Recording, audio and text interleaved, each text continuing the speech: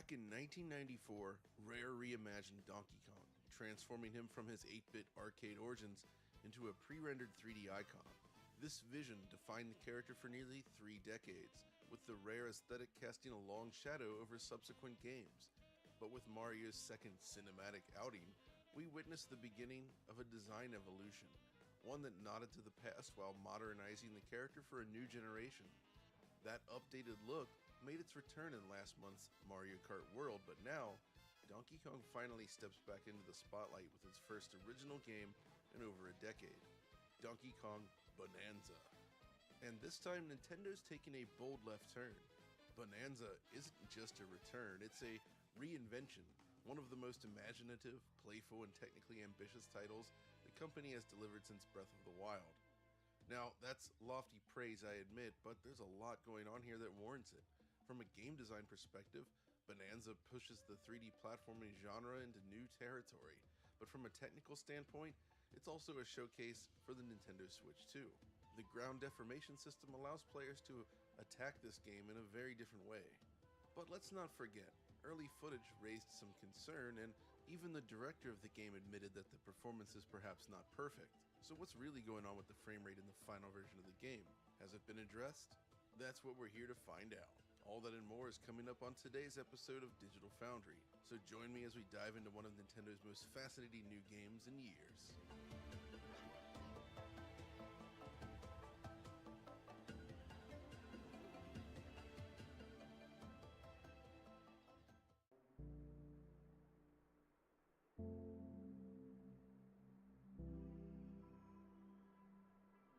Conceptually speaking, Donkey Kong Bonanza is a 3D platformer game, much like the same team's Super Mario Odyssey just before it, but the formula itself has been inverted conceptually, with players now diving deeper into the core of the planet as opposed to going above it. What really captivated me right away is the weird amalgamation of cuteness and darkness. This game has this unique tone to it that recalls a slightly weirder 90s era Nintendo, not to mention games like Oddworld, of course. It's just a little weird around the edges in a way that I found very compelling. It's the kind of feature that players have dreamt about for years, one that titles such as Red Faction and its Geomod technology first hinted at decades ago. The ability to truly shape the world through destruction, blowing holes in walls, altering the terrain, and simulating, to some extent anyways, the laws of physics. But DK Bonanza takes that concept even further, with an unprecedented volume of destructible surfaces baked directly into the core gameplay loop. And in many ways, it's what makes the game so fascinating, and, I'd imagine, so challenging to design. Think about it. Nintendo's platform games are renowned for their tightly crafted environments, where every platform, hazard, and interaction is meticulously tuned. So the question is, how do you reconcile this with a world that players can smash to pieces on a whim? How do you offer freedom without losing that precision and intent behind the level design? Well, the answer lies in a clever mix of constraints and simulation. Not everything in Bonanza is breakable. Key structural elements such as metal remained fully intact. You cannot destroy it. This sort of thing provides the skeletal framework for each level, allowing the players to wreak havoc around everything else. It's a delicate balancing act, but it manages to work. So how does it function under the hood? Well, based on available developer commentary, the team appears to have implemented a voxel-based system for deformable terrain. This allows materials to be carved away in real time while layered textures simulate the internal structure. Dig through a surface and you'll reveal compacted earth, sediment, and other substrate materials within. Of course, I wanted to test the system further, so starting here, let's go ahead and just start digging. You'll notice what I talked about right away. The grass and rock is layered properly, creating this dense material sandwich, if you will. What's really cool though is that they developed a special camera view just for digging, so when the camera clips into the walls, it fills in the empty space with this sort of brown fog and draws only the tunnels, indicating that you're underground. It's an elegant way to handle potential camera issues here. Now, once you're all the way down though, you can start smashing away freely, carving out a little space beneath the level, but if you want to be more efficient, you can start carving from the top instead, and just clearing out a huge chunk of the level by itself is a lot of fun, kind of like playing Power Wash Simulator or something. It scratches that same itch and leaves only the skeleton of the level intact. Going to another nearby area, I spent a good 30 minutes just clearing out stone, both through carving and throwing these bomb materials. It's weirdly cathartic. By the time I was done, it went from looking like this to more like this. Pretty cool, right? The only downside here is that it doesn't actually save your carving efforts, so if you travel to another world then return here to this layer, well, it resets. Probably for the best in terms of level design, I suppose, but still.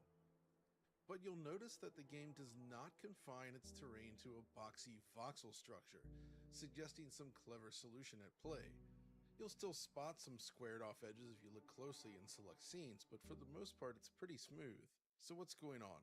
Now, games such as Teardown rely on a hybrid system which uses ray marching and other tricks to create shapes that are not strictly defined by a boxy voxel grid. So maybe we're seeing something similar here. There is, however, a trade-off compared to something like Teardown. The destruction system does not incorporate full physics simulation. If you remove a supporting column, for instance, the ceiling above will not collapse. It'll simply float in place. I think it's a conscious choice that helps keep the performance stable while still maintaining creative freedom. After all, a full physics simulation would introduce a massive amount of computational overhead that the poor Switch 2 likely couldn't handle.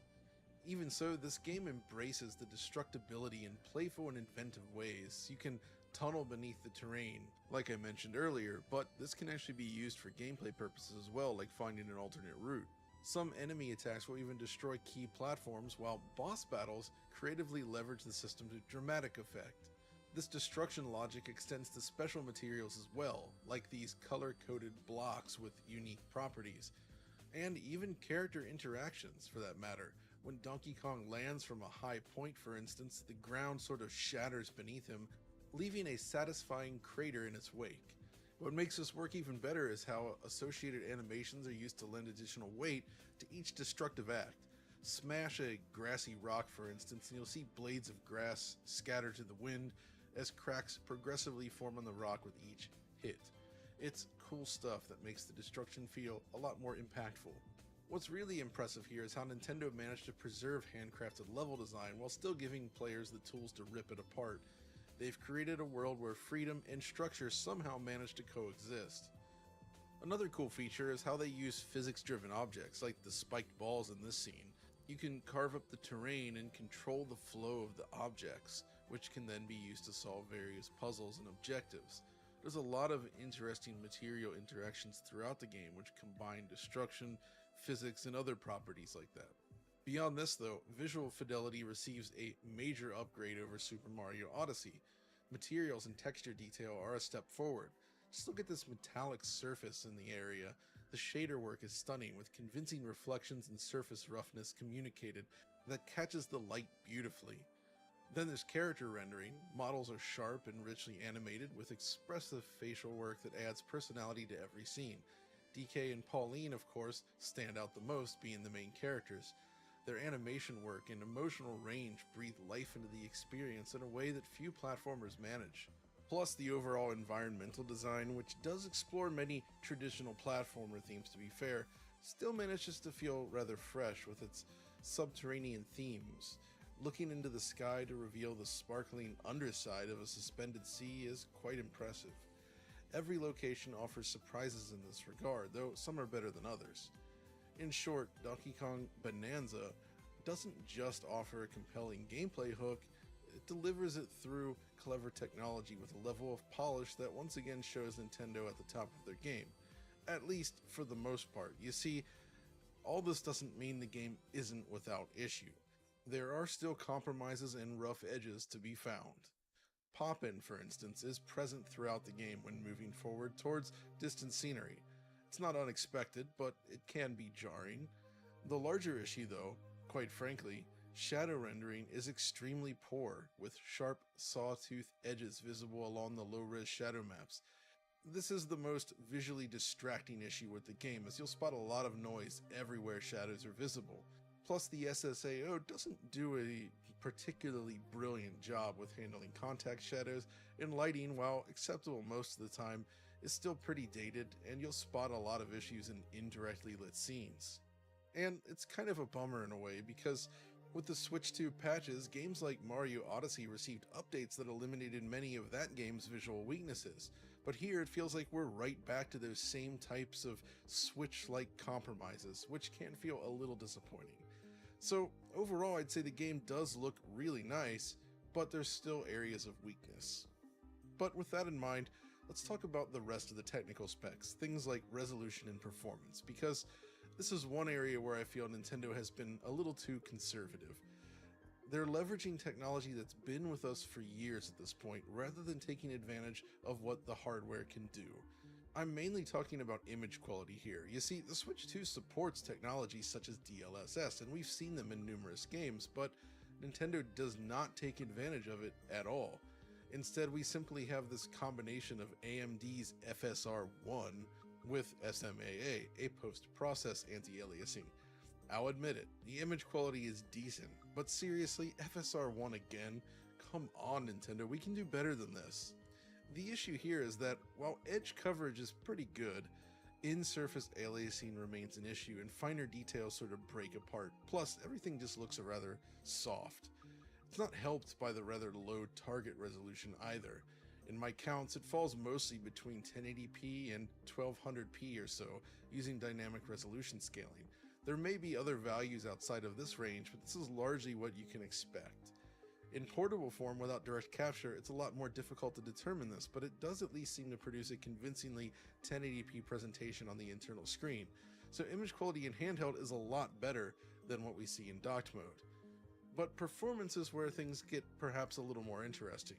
So, in the direct for Donkey Kong, we spotted a ton of slowdown, and unfortunately, that has not been fully eliminated, but it is a little bit better than I had hoped. It's just that the way it manifests is somewhat unusual.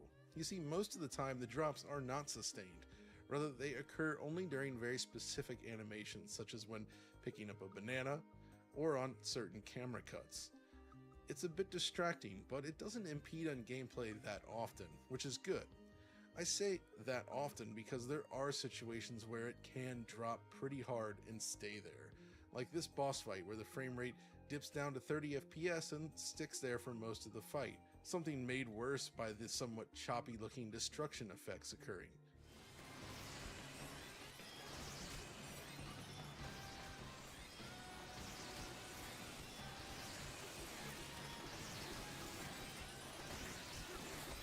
The issue is that the game uses a double buffer VSync setup, which means if it does drop from 60 for even a moment, the frame rate briefly cuts in half to 30 until the frame time recovers. That's why the drops are so jarring. But handheld is more interesting, because we know the Switch 2 supports VRR, but outside of the Welcome Tour, none of the shipping games have supported VRR below 40 frames per second. That is, using low frame rate compensation. At first, it seemed like DK actually did support LFC, as the issues I mentioned in docked seemed to be cleared up. But then I tested photo mode. Here, similar to that one boss fight, the frame rate drops pretty hard, hovering around 30 frames per second. It's not good, right? But unfortunately, portable mode does not fully solve this. It's certainly better, but there's a noticeable point where it seems to fall outside the VRR window, crashing down to 30 FPS. So why does it work in Welcome Tour but not here? Well, the answer is simple. It's a limitation of how VRR works in general. If you look at other platforms such as the PC or an Xbox Series console, which does support LFC, that only works when your output is set to a higher refresh rate. If you limit yourself to 60 Hz, you don't get VRR below 40 Hz. So my theory is that the internal screen is being driven at a maximum of 60 Hz when playing these specific games. If they instead displayed 60 frames per second within a 120 Hz container, however, they could likely take full advantage of VRR down to 1 FPS. Did they simply not think about it? Or perhaps there's an issue with transitioning between docked and portable play. I don't know, but I'm pretty sure that's the problem we're facing right here. To solve this, Switch games will need to use the full 120 Hz output even if they're not actually running at 120 frames per second. But all in all, from an image quality and performance perspective, Donkey Kong is somewhat mixed. Dock mode is merely average, while the portable mode I would consider generally pretty good. But let's go ahead and flip the coin on the presentation side of things and tackle the game's audio as well, because that is very important in a game like this. You see, if there's one thing Rare truly nailed with Donkey Kong Country, it was the music. DKC's music is so legendary that it arguably towers over the games it was composed for. What I'm saying is, in making this new game, the expectations were extremely high. So, did they manage? Well, it's perhaps not quite on the level of Donkey Kong Country, but overall, I'd say yes. The game's musicians have successfully managed to walk that fine line between catchy and atmospheric to create something that does genuinely feel suitable for each scene. The first main stage, for instance, kicks off with this delightful track that evokes classic DKC beautifully.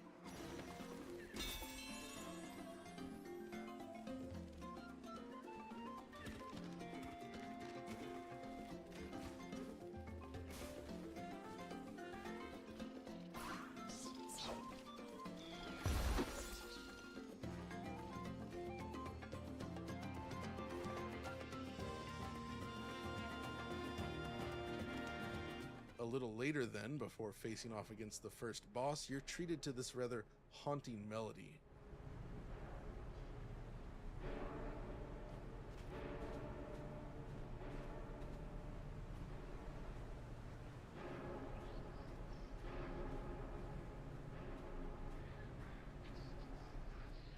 In another scene, you experience a flashback of sorts to a stage very much in the vein of DKC's first level, and that includes a remix of that song.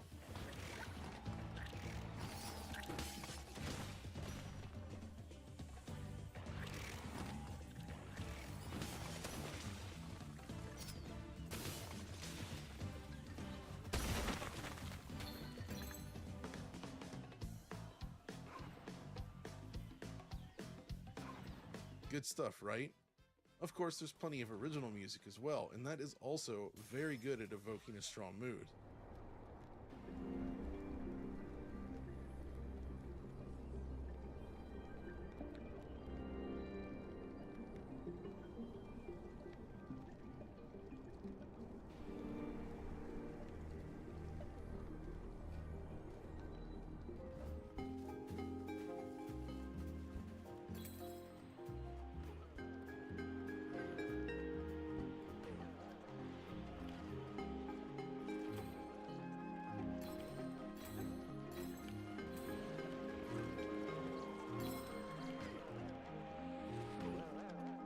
Plus, there's the more vocal tracks that go along with the transformation, and the way that seamlessly transitions from the normal music into the transformation music works pretty well.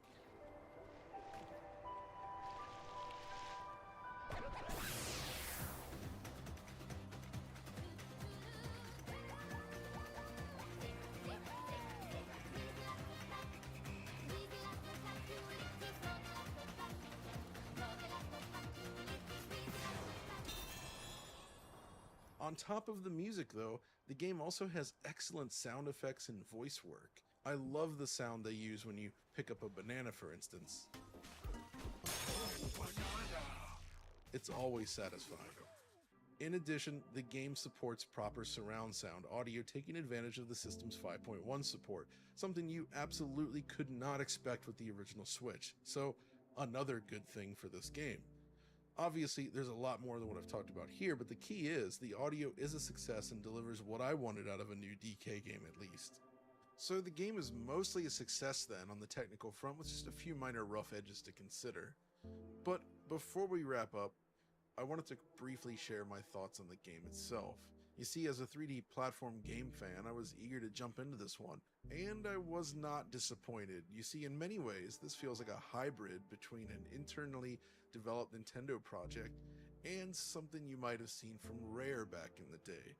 The Mario Odyssey lineage is clear, but it also has that scrappy feeling you got with a Rare game during the N64 era. Now, I loved Super Mario Odyssey, but there's parts of the game that always felt a little sedate, if you will, slow-paced. In comparison, DK sort of ramps up the pacing, and it feels like the game throws more unique ideas at you per minute than other comparable games. There's this level of freedom in how you solve problems that I really found refreshing. It's not quite Tears of the Kingdom in that sense, but It's less rigid than just about any other 3D platformer out there, and that specifically makes it feel really unique.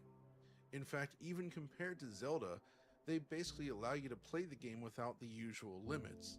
Sure, the transformations have a timer on them, but the basic moveset, the destructive capabilities of DK, are always at your disposal.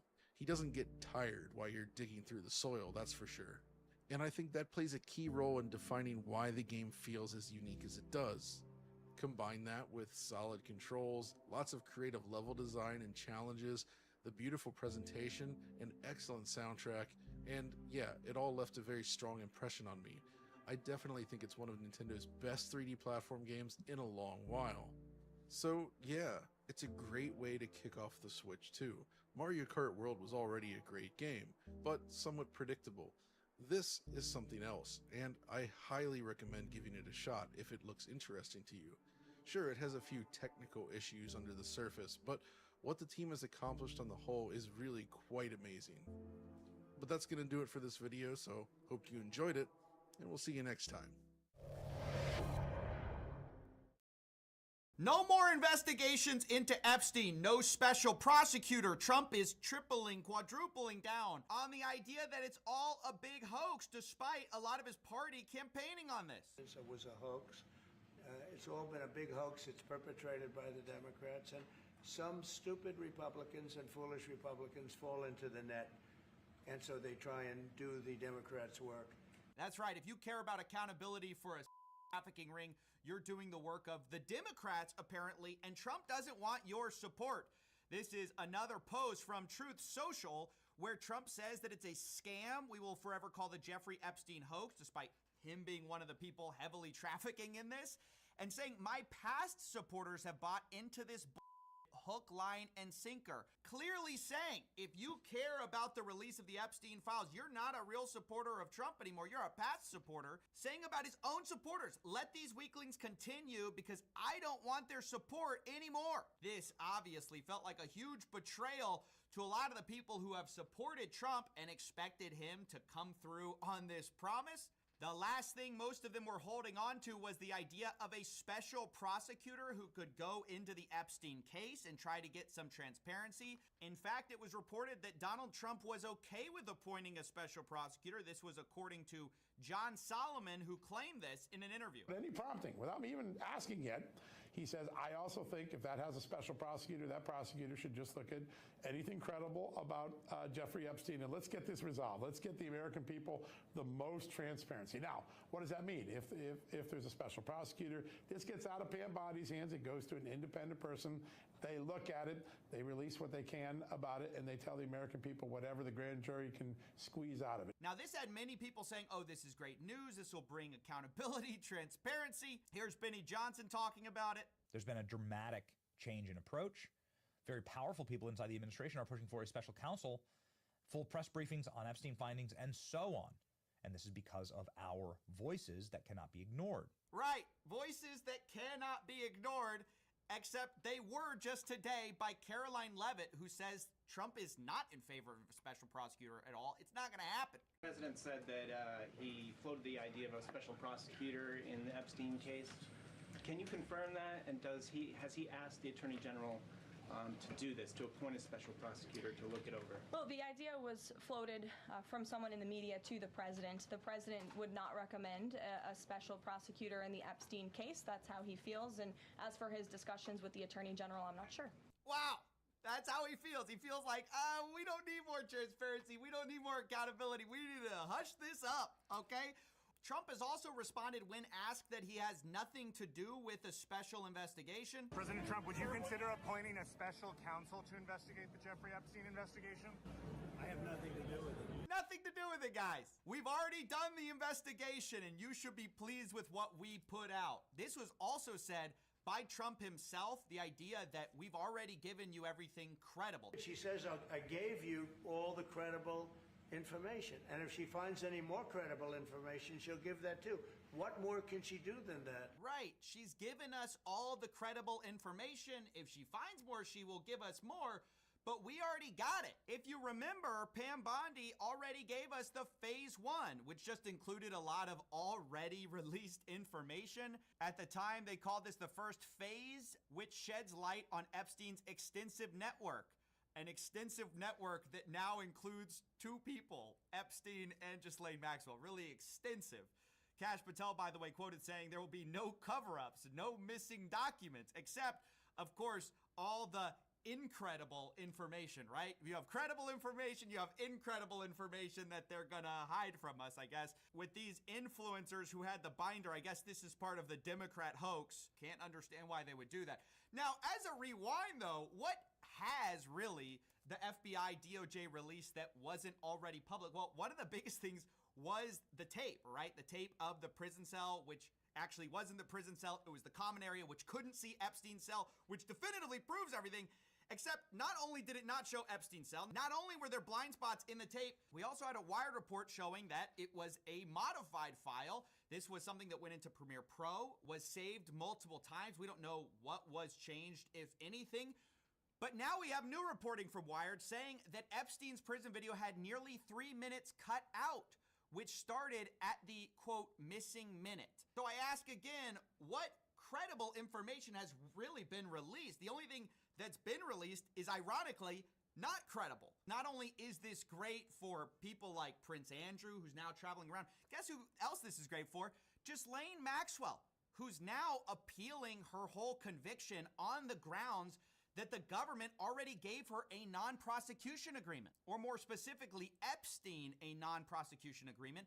And we have this statement from Ghislaine Maxwell's family and her counsel of record saying, quote, "I'd be surprised if President Trump knew his lawyers were asking the Supreme Court to let the government break a deal. Judges have previously dismissed her lawyers' arguments that she should have never been prosecuted because of a weird agreement drafted more than 15 years ago. But now, of course, this is at play again, given all the recent revelations and the fact that the family seems pretty directly to be appealing to Trump, which is an interesting turn of events if Maxwell has anything on him or someone else in power. They actually say explicitly he's the ultimate deal maker, and I'm sure he'd agree when the United States gives its word, it should keep it. With all the talk about who's being prosecuted and who isn't, it's especially unfair that Ghislaine Maxwell remains in prison based on a promise that the U.S. government made and broke. This itself raises large concerns given that Trump not only seems to want the Epstein thing to go away, but also that he's wished Maxwell well many times. Ghislaine Maxwell is in prison. I'm wondering, do you feel that she's going to turn in powerful men? How do you see that working out? I don't know. I haven't really been following it too much. I just wish her well, frankly. She's now in jail. Yeah, I wish her well. I'd wish you well. I'd wish a lot of people well. Good luck. Let them prove somebody was guilty. So pretty clearly, the president seems to be extending his sympathies to Maxwell in very bizarre terms when asked, hey, do you think this person's going to turn in rich and powerful people? Well, we wish her well. So that worries me when then the Maxwell family and her lawyer are pretty explicitly appealing to the president who wished her well, saying, hey, this whole thing should be barred because of Epstein's former agreement with the prosecutors. Speaking of prosecutors, by the way, Maureen Comey was just fired by the DOJ, with many speculating this is an order that comes from the top, from Trump. Now, Maureen was the prosecutor in the Diddy, Epstein, and Maxwell, Ghislaine Maxwell cases, with some people saying the timing is too coincidental with the whole Epstein investigation and Maureen Comey maybe knowing something about it. The other way to look at this is, of course, that Trump has hated James Comey, her father, for a very long time. James Comey, of course, doesn't seem to like Trump too much. He recently published a photo of seashells saying 8647. Referring to the 47th president of the United States. So it could be the case this is a revenge firing. It could be over the handling of the Diddy trial. Or, again, it could be over the Epstein-Maxwell cases. But on the whole, what we all want is just more accountability, more transparency. We want these people to release the full files. So on that, I'm going to explore a couple leads that maybe will pan out. There's been a push by the House to have the Epstein files released. This has now become a bipartisan supported thing. Previously, it was voted against, but now they're trying to force a vote. I've kind of stated that I'm not sure that this is going to get somewhere. I hope it does, though, just to be clear. I hope they release it. I think it's been covered up for so long. I guess I'm so cynical about it. But I guess in the words of Trump, I wish them well. We wish the House well in trying to release it. I will say for the millionth time, this is not a left or right issue. This is the people versus the else. There's also this report from the New York Times about the $1.5 billion they're trying to chase down. This was handled by JP Morgan, Deutsche Bank. These both paid fines for their involvement in moving money for Jeffrey Epstein. Here, the legislators are trying to actually chase down some of the funds. Notably, the New York Times reports that there was a huge suspicious activity report, also called a SAR, reviewed by the congressional team that was filed in late 2019 by JP Morgan for $1.1 billion. The report covered 4,700 transactions dating back to 2003, including payments to women from Belarus, Russia, Turkmenistan. Many of Epstein's victims included young women from Eastern European countries. So I will say, as many people have, follow the money is a great idea in a case like this, where Jeffrey Epstein had a bunch of mysterious wealth. Unfortunately, I have to say it's an uphill battle when the most powerful person in America, Donald Trump, seems dead set on closing these files and trying to get it to all go away. And I also encourage people to be suspicious of when a president says something is a hoax, despite the fact he said for years there are powerful people implicated in these files. Even saying that he was going to be transparent, there was going to be a wave of accountability, only now they're covering it all up. They want you to trust them, and if you don't, you're stupid and or a weakling. It's actually beautiful. The open air prison argument was just propaganda. Yo, the open air prison looks pretty sick, gotta be honest. Yeah. You know what this image is? That's Sinwar, the head of Hamas. That's his wife. He took his family down into the tunnel, left all the people of Gaza up there to be destroyed. She has a Hermes bag that's over $30,000. Yeah. The money that people send to Palestine is really paying for Hamas. Wow. How you guys doing? This is Official Sahar TV, and today we're watching Zach Sage Fox and Montana Tucker asking people around New York what they think about Hamas and Palestine. Let's take a look. Over the last few weeks, the IDF has uncovered troves of videos and images from Palestine. So we are here to ask people, free Palestine or see Palestine? We've actually got today what we call an IPAL. Do you think that the Gazans want Hamas to rule? Yeah. I think they do. Yeah. Yes. I like them. They tough. Yeah. Yes, I'm Muslim. That's why I'm part of Nation of Islam. Can we show you this video that was just released? Okay. Yes. This is Gazans speaking themselves.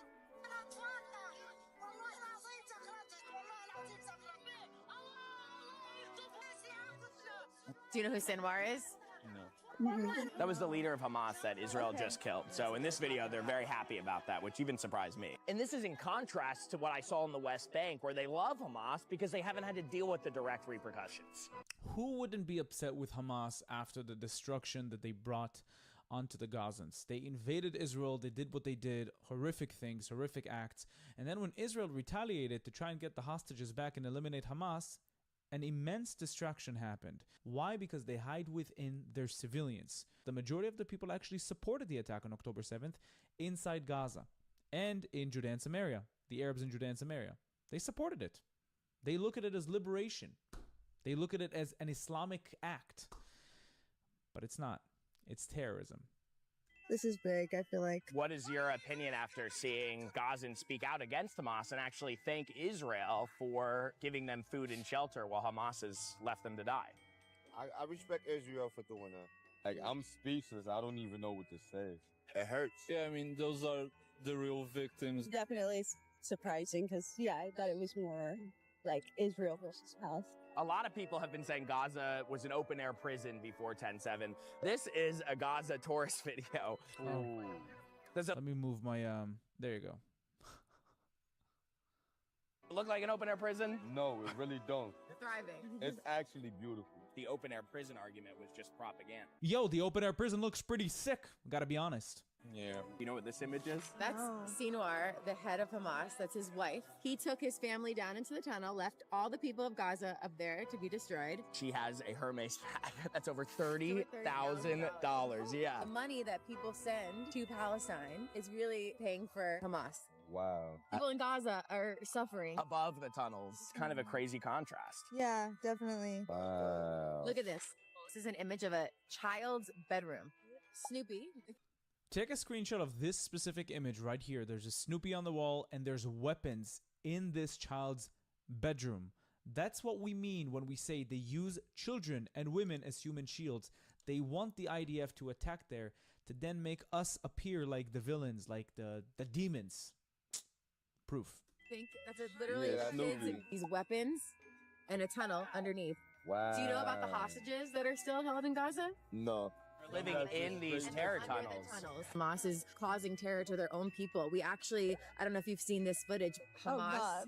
By the way, that's a gay Palestinian. Oh. Wow. There are organizations called Queers for Palestine that are standing for what Hamas is doing, even though if they entered Gaza, they would be tortured. Oh my God. This right here is pretty effed up. It's pretty effed up. If you met a Queers for Palestine now, would you tell them about this video? And there's many like this.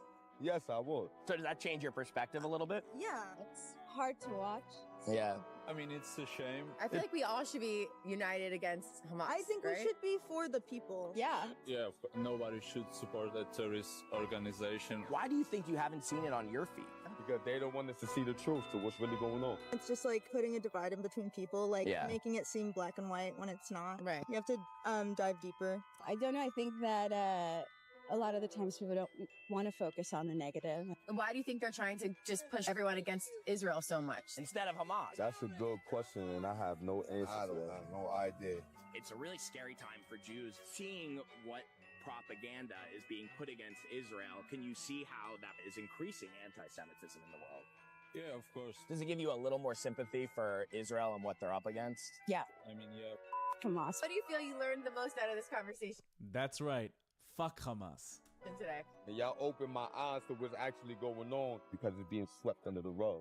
So I actually thank y'all for that. Thank you for educating me. Yeah, thank you so much. Yay! Jewish Muslim hands in. Hands in. One, Yes, two, three. Jewish Muslim unity. Thanks for all the knowledge. Thank you. Thank you. Appreciate you. Thank you guys That was a bit cliche, I'm not gonna lie, but for participating. Thank you. After seeing it for ourselves, it's clear New Yorkers want to free Palestine from Hamas. Thanks for watching. wow. Guys, and there's so much footage of these things from Gaza. There's so much proof that Hamas uses civilians as human shields. There's so much proof that the civilians in Gaza are opposing Hamas at the moment. Well, they didn't oppose them when they did the attack, which I do not respect that at all. They were celebrating, they were chanting, they were parading dead bodies down the street, which is disgusting act. They looked at it as a victory. So, bottom line, don't start wars and then cry about it when Israel retaliates, which is exactly what happened here. The people of Gaza deserve better lives, as long as they don't seek for my destruction and my people's destruction. There's only one Jewish state, and we'll fight for it until the day we die. Thank you so much for watching this video. Don't forget to like, comment, and subscribe. I just opened a Discord. You should join. It's in the link in the description. And if you'd like to support me financially, you can do that through Buy Me Coffee or Patreon down in the link in the description. Thank you so much for watching, and I'll see you again in the next video. Bye-bye. Dominik Tarczynski, I believe that's how it's pronounced, is a Polish politician who has fought for the de-Islamization or the potential Islamization of Poland for a while. We've got some content pieces to cover on him. Seems like a really great guy who's also being labeled as a racist, but they all do. So let's take a look at this clip from, I think this is British TV. How many refugees has Poland taken? 0. And you're proud of that? If you are asking me, if you are asking me about Muslims illegal immigration, none, not even one, will come to Poland. Not even one if it's illegal. We took over 2 million Ukrainians who are working, who are peaceful in Poland. We will not receive even one Muslim because this is what we promised. But I asked this not about illegal failed. immigrants. I asked about refugees. And Jean-Claude Juncker, the Commission President, says that you're racist. You sound proud of the fact that you haven't taken any refugees. Of course, because this is what our people are expecting from our government. That's number one. This is why our government was elected. This is why Poland is so safe. This is the reason why we had not even one terrorist attack. Look at the streets in Poland. And we can be called populists, nationalists, racists. I don't care. I care about my family and about my country. Ms. Lockbeal, I mean, shit. You know what I'm saying? I mean, listen, I've been to Poland. I didn't feel like they were racist at all. I traveled a little bit in Poland. I felt like they were actually very friendly, very, very good food, very proud of their country. And you know what? Like, there's a lot of fucked up shit that happened in Poland in the past too. Yeah, I'm not saying it's all been sunshine and dandelions, but when you do look at them compared to many other countries in Europe, bro, they're doing not so bad. You know, like they're doing pretty good, and it's very, very, very safe. Like if you're coming there as a traveler, it's very, very safe to be in Poland. You do not feel in danger. You definitely don't feel any Islamic extremism. So I kind of get where he's coming from. I could never totally agree with like, we're not going to immigrate people because we're not going to bring people in because they're Muslim. I'll never agree with that. And while that's not racist, it's not racist because Islam is a religion, not a group of people. And even Arabs are not even a fucking real ethnicity. It's just like a mix of, it's like a colonial ethnicity. So you couldn't really be like racist towards Arabs. Islamic society has a lot of pitfalls, especially in Europe. There's too much terrorism, especially in Western Europe. The people in Eastern Europe are like, we don't want to fucking deal with it. We don't want it. We're not interested in it. You guys keep that shit over there. You guys destroy yourselves over there. We'll stay here. We'll become stronger. And we'll take care of our own. If that comes off as racist to you, I don't know. Maybe you're a fucking idiot. It could be that you're just a stupid human being. I don't know. I don't agree with everything he's saying, but I don't necessarily see what's wrong with what he's saying. Like, Poland is a country that needs to fend for itself. It needs to help itself. It can't get into all the tomfoolery that the rest of Western Europe and the rest of the EU are dealing with, where they're just like okay with mass immigration. Like, I mean, I've been on the streets of Athens twice this year. The amount of pro-Palestinian bullshit that's taken over the streets of Greece it's disgusting. Montenegro as well. I was there.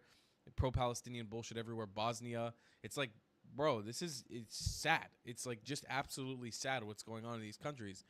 And hey, if the people of Poland don't want it, and it seems from what he's saying, the people of Poland are not interested in that, who are you to judge them? They don't want it. You're going to force immigrants on them? You're going to force Islamic extremism onto them? Because you know when you open the doors, you open the floodgates to Muslim refugees from Syria, from wherever, you know what's going to come with it. Islamic extremism comes with it. Terrorism comes with it. It's like it's a package deal. What, are you going to force them to have it? No. And so leave him alone. Let him do his thing. Let him shake his tail feathers, bro. I got nothing else to add. I'll see you guys in the next one. I love you a long time. Goodbye, class. Leaving my content and want to support me, just know your help is needed. There's a bunch of great ways to support me, being PayPal, Buy Me a Coffee, or joining my Patreon community down below. Thank you so much. The PS1 was home of some of the purest forms of video games ever made. Back before video games left their arcade roots and started becoming more movie-like. These games were the risk takers. These were the experimental phases of 3D graphics, the era of innovation, what laid down the bricks for what PlayStation would become today, and what many of us wish we could go back to. The entire reason I never bought a PS4 or a PS5 is because I felt like PlayStation kind of lost its identity. As an old fan, I was used to Jak and Daxter, Ratchet and Clank, Sly Cooper, God of War when it was a true character action game. PlayStation was known for taking risks and being weird and experimental, not the formulaic over-the-shoulder cinematic action game over and over again that they try to be today. And because I recently made a video talking about Nintendo 64 inspired indie games, I thought it'd only be right to talk about the other side of the fence, and that's PS1 inspired indie games. And oh boy, there is a lot of them. A lot of psychological horror games for some reason, which kind of makes sense, I guess. PS1 graphics were pretty creepy and surreal feeling with all the warping and liminal spaces. But I promise, I came up with a variety of games that capture the essence of what it was like to play the PS1 back in the day. Anyways, with my opinions about modern PlayStation aside, let's get straight into it. Compound Fracture is that type of survival horror gameplay we all know and love. Scavenging for weapons and supplies, finding maps, and backtracking through dark corridors. I think you know what type of game I'm talking about. But instead of taking inspiration from Resident Evil, this game seems to be taking inspiration from Dino Crisis. As soon as I read the description, leaving a trail of blood is certain to attract a predator. but a broken leg will guarantee you don't escape. Not every fight is worth taking. Oh, it was undeniable at that point. This is Dino Crisis inspired. I can't get over just how beautiful this game looks. Now, some people might see the crunchy graphics and warping and think, Devin, what the hell are you on about? Saying this game looks beautiful. And that's the whole point. Compound Fracture captures the way the PS1 rendered graphics flawlessly. This looks nostalgic to me. Every time I see that Capcom logo during a showcase reveal, you know what's on my mind. It's what's on a lot of people's minds. They've been doing plenty of revivals over the years. Resident Evil, Onimusha, Okami, Devil May Cry. But when are we gonna see Dino Crisis again? I always say, wherever there's a lost franchise, there's an indie developer working on a spiritual successor, and Compound Fracture really does look promising. I don't see us getting a real Dino Crisis 3 anytime soon, so I'm excited to see how this indie game turns out. Yeah, this game hasn't even had a release date yet, but man, I'm telling you, this trailer has me to the moon with excitement, which I normally don't do with AAA games. But from what I've learned about indie games, you watch a trailer, and when you get the game, well, what you saw is what you got. I'm sorry, Enforcer. I didn't know who else to call.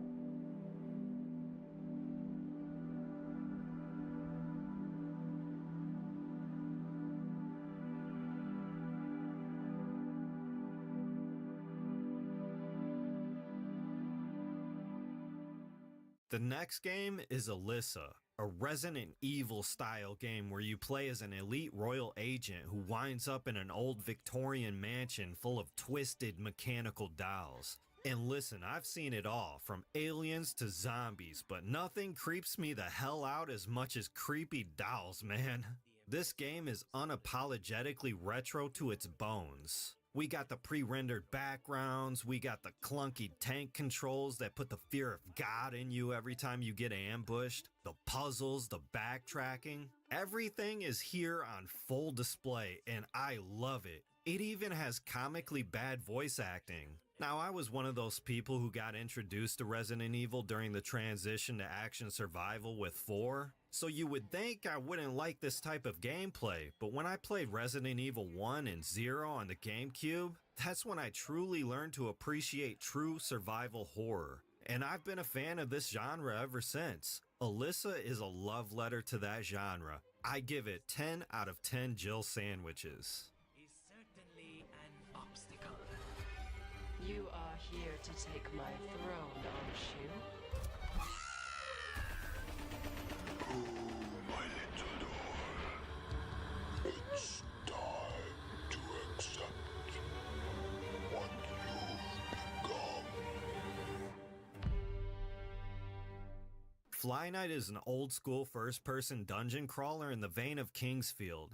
It's another one of those games that takes place in a bug kingdom, which ever since Hollow Knight, I can't get enough bugs in my games. No, Todd, settle down, I'm not talking about your games. I'm talking about bug lore games. In this game, you play as a squire of the Order of the Fly Knights sent out to destroy the evil witch Luna Moth and lift a curse she put on the kingdom which prevents all the citizens from growing wings. And I have to say, this game has extremely satisfying combat. It's limb-based too, so if you position your strikes, you can chop off arms and stuff. There's tons of loot and gear to find throughout the environments. It's got the epic boss fights. You can even summon other players Dark Souls style for co-op. What I really love about this game too is that you can set the crunch level and the dithering and make it look like a full-blown classic PS1 game. I cannot recommend this game enough, especially when it's only $5.99 on Steam. Fly Night is a damn good dungeon crawler you don't want to miss out on.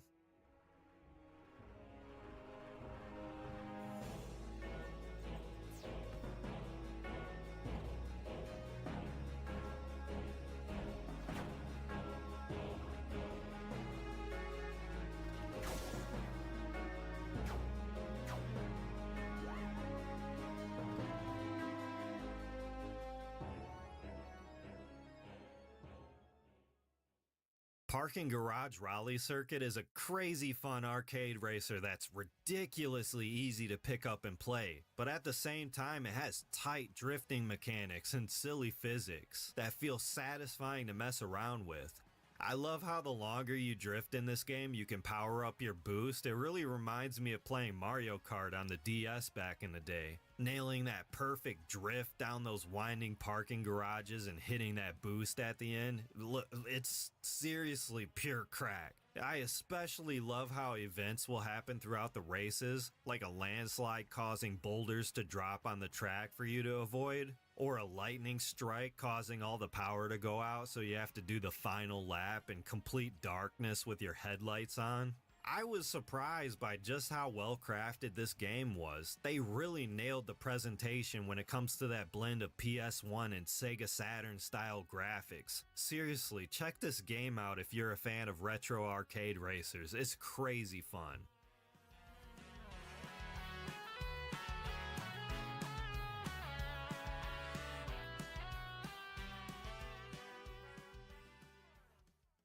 No Sun to Worship is only a few hours long, but if you miss classic stealth, it's more than enough to get you that fix you desperately need. Seriously, I talked about this before, about how we really don't get dedicated stealth games anymore. Like outside of Hitman, I feel like the genre got swallowed up by the action-adventure genre, where the only stealth gameplay is surface level, crouching in waist-high grass. Man, this game lets you crawl around in vents, stick people up, perform stealth takedowns, shoot lights out to make you less visible, your footsteps can be heard. I know it's more Splinter Cell than it is Metal Gear Solid, but damn if this doesn't give me that classic 5th gen vibe. Because 6th gen games were where we started moving into that modern style that we're in today. But man, 5th gen early 3D games, they're unique in the way they had simple to pick up and play mechanics. No Sun to Worship is a game I would have been playing right along with MGS and Tenchu back in the day. Although it is short, it's only $7.99 and I feel like there's enough replayability to justify that price.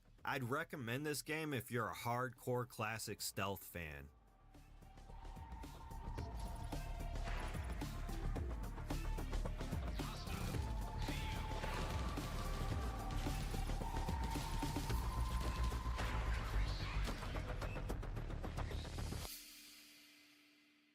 Now this is one I'm really excited to talk about, and that's Chronicles of the Wolf. I don't know how I stumble on games like these because I feel like the stars have aligned for me on this one right here, but as soon as I started watching that trailer and saw that famous Belmont Power Walk, I was like, wait, is this Castlevania? Like classic Castlevania? So I keep watching and I see this flash on screen, narrated by Robert Belgrade. And for those of you who don't know who that is, that's the voice of Alucard from Symphony of the Night. So now I'm getting pumped, right? If you're getting Robert Belgrade to lend his voice for a Castlevania-inspired indie game, you gotta be something special. And then as I continue to watch this trailer, I see this on screen. A crossover with Bloodstained? Okay, what the hell is going on and why am I just finding out about this? I felt like I was going crazy. So the next thing I did was obviously jump over to Metroidvania Guru's channel, the king of Metroidvanias himself, and sure enough, he had a full breakdown review of the game. I watched the entire video, thoroughly impressed by what I was seeing, and then at the very end, he says this. If you love classic Castlevania, Igavanias, or you've been desperate for a Metroidvania that actually delivers on deep exploration and tight progression, this one's for you. Chronicles of the Wolf saves 18th century France and restores the Rose-Cross Order in the S tier. Motherfucking S rank, right behind Aria of Sorrow. So why is this all important, you might be asking yourself. This right here is a brand new Castlevania game. Let me repeat that. In 2025, we have a brand new Castlevania game. Whether you want to call it official or not, this is Castlevania, and it is pure Iga. I've been having a blast playing this game, and I feel like this happens to me every time I go on the Steam store. I might have to do a little digging, but I swear every single time I end up with my jaw on the floor. I have been a Castlevania fan longer than I've been a Metroid fan. Ever since Konami fired all their OG staff and started pumping out mobile games and pachinko machines, I thought the series I grew up with was dead and gone. But with Igarashi and the Bloodstained series, the Game Kitchen and their fantastic Blasphemous games, and now Chronicles of the Wolf, which I really hope becomes a series in itself, I just really think it's cool seeing the torch get carried on like this. If you're a fan like me, you're gonna love this game. It's a must play.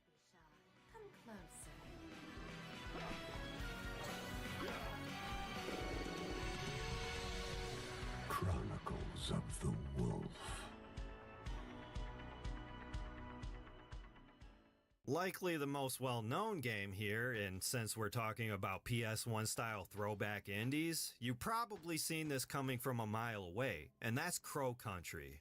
Which shocked the hell out of me back when it was released, finding out that the same studio behind Snipper Clips for Nintendo Switch dropped one of the best survival horror games in recent years. Almost as shocking to me as when Tango Gameworks, known for making survival horror games, how they just did this crazy 180 with Hi-Fi Rush. A true testament to what developers can come up with on their own terms. Anyways, there's a reason Crow Country sits at a 98% overwhelmingly positive on Steam, because it is really that damn good.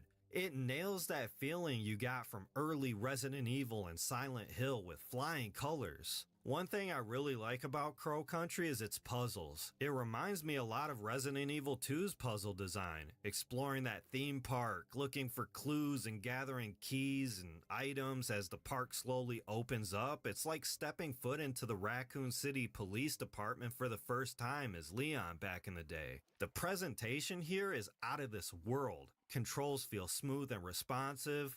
Unlike Alyssa, which tries to be a 100% accurate portrayal of classic survival horror, for better or worse, Crow Country, well, this one tries to capture the vibe of the 90s while still feeling modern to play. When I did my Indie 64 list, this was one of the games I wanted to include. But when I was making that list, I wasn't just thinking about how the Nintendo 64 rendered its graphics. I was also thinking about the feeling that the Nintendo 64 evoked when I played it as a kid. That's why I had so many 3D platformers on that list. And when I think of PlayStation 1, I'm thinking the same thing. What type of vibe did it have back in the day? Sure, we had colorful platformers like Spyro and Crash Bandicoot, but I remember the PS1 for being dark and gritty. You know, the Resident Evil trilogy, Kingsfield, Siphon Filter, Soul Reaver, Tenchu, Metal Gear Solid, FF7, the list goes on and on. The PS1 felt edgy to me as a kid. That's why Crow Country is 100%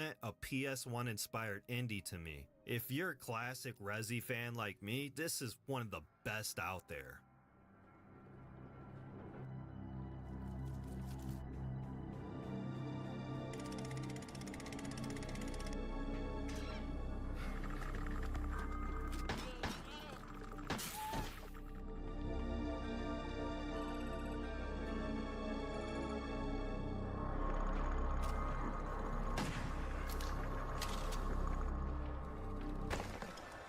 Moving away from the dark and moody atmosphere of survival horror, let's talk about something more cozy. Now, this is a demo for a game that's not out yet, but I've been playing it, and so far, I like it a lot. Easy Delivery Co. is an extremely relaxing job simulator game where you play as a delivery driver during a snowstorm. And I have to say, while I'm not the biggest fan of this genre, probably the only other job simulator game I can actually think of that I find good is Schedule 1. But in this game, man, the physics are on point. Trying to stay on the road while keeping your packages intact, making money to progress further on the map. It's a really solid gameplay loop. I'm not very far in the demo. I think it's just an endless mode that lets you mess around in the world as long as you want. But at one point I was doing a delivery and there was a huge mountain of snow blocking the road, so I couldn't get to my destination. So I had to make enough money to go to a shop and buy a shovel to clear the path so I could progress. And it's even got some survival mechanics to it. Like you have stamina, and if you're outside of your delivery truck for too long, you start freezing to death.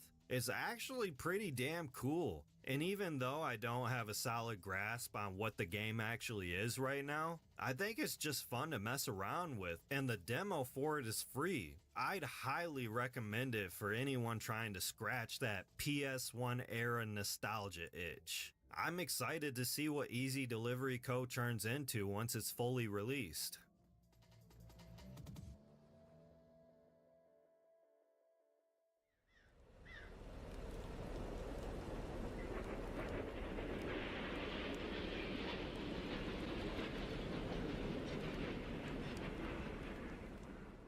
Moving even further away from dark and moody, let's talk about Lunistis. This is a PS1 Sega Saturn inspired 3D platformer where you're running around these surreal dreamlike stages, almost Sonic the Hedgehog in a way. I kind of caught that vibe from it, you know, with the more linear layout of the levels and the fact that you can hit grind rails and stuff. But it's got its own feel to it. I really love the movement in this game. It's got really good momentum. It's got a double jump that you can chain into a triple jump. Seriously, you can get some really good airtime in this game. I especially love how the more tricky small platforms, you have a dedicated button where you can slow down your momentum in midair to let you pull off super precise jumps. This is some of the smoothest platforming I've felt in a video game. I cannot stress this enough. They absolutely nailed the movement in Lunistis. It's one of those games you have to play for yourself so you can feel the controls and how good they are. I am so glad I picked this game up, especially when it's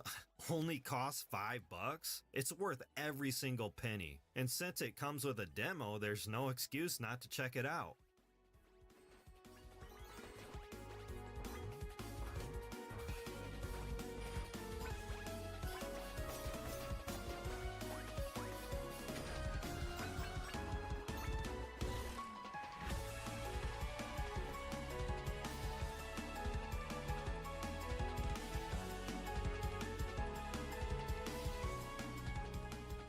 Metro Gravity is a Metroidvania with rhythm-based combat and a movement system that kinda reminds me of Gravity Rush. Traversal is crazy in this game. You're swinging around, you're walking on walls. One minute you're grounded, the next minute you're upside down, and I feel like I'm in the movie The Labyrinth with the stairs going every which way, and David Bowie's there and he starts singing "Dance, Magic, Dance."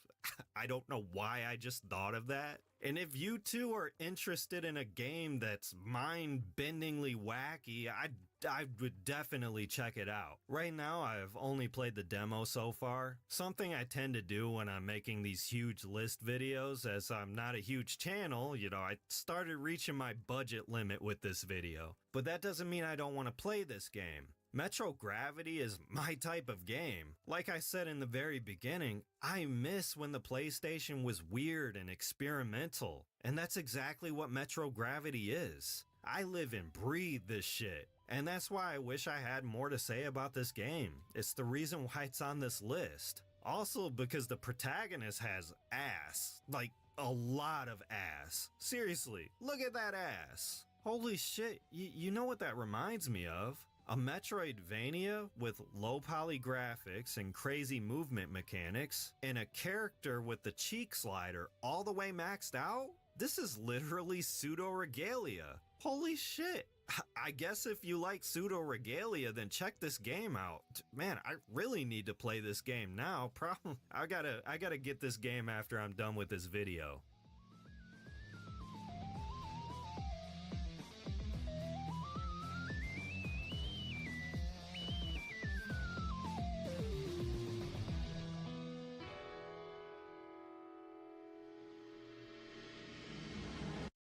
So a little while ago, a solo dev, from what I understand, was working on a Bloodborne demake for PS1 until it got DMCA'd by Sony. But instead of throwing away all that work on that passion project, the developer working on this game turned it into a kart racer. Yeah, you heard me right.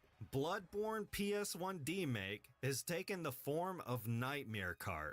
And wow, is this game fantastic. Never in my wildest dreams would I think I'd ever see a Bloodborne game in the style of Mario Kart. This game is wild. In any other world, this would have been a low-effort, slapped-together project thrown on Steam as a cash grab. But instead, what we have here is a well-polished, fun-as-hell kart racer with multiplayer, an entire story mode with voiced cutscenes and everything. And on top of all that, it's completely free to play. I can't imagine how much blood, sweat, and tears were poured into this game just to give it away for free. Please, go check out Nightmare Kart. Like I said, it's completely free, it's fun as hell. The soundtrack has no right being this good. Like, seriously, listen to this.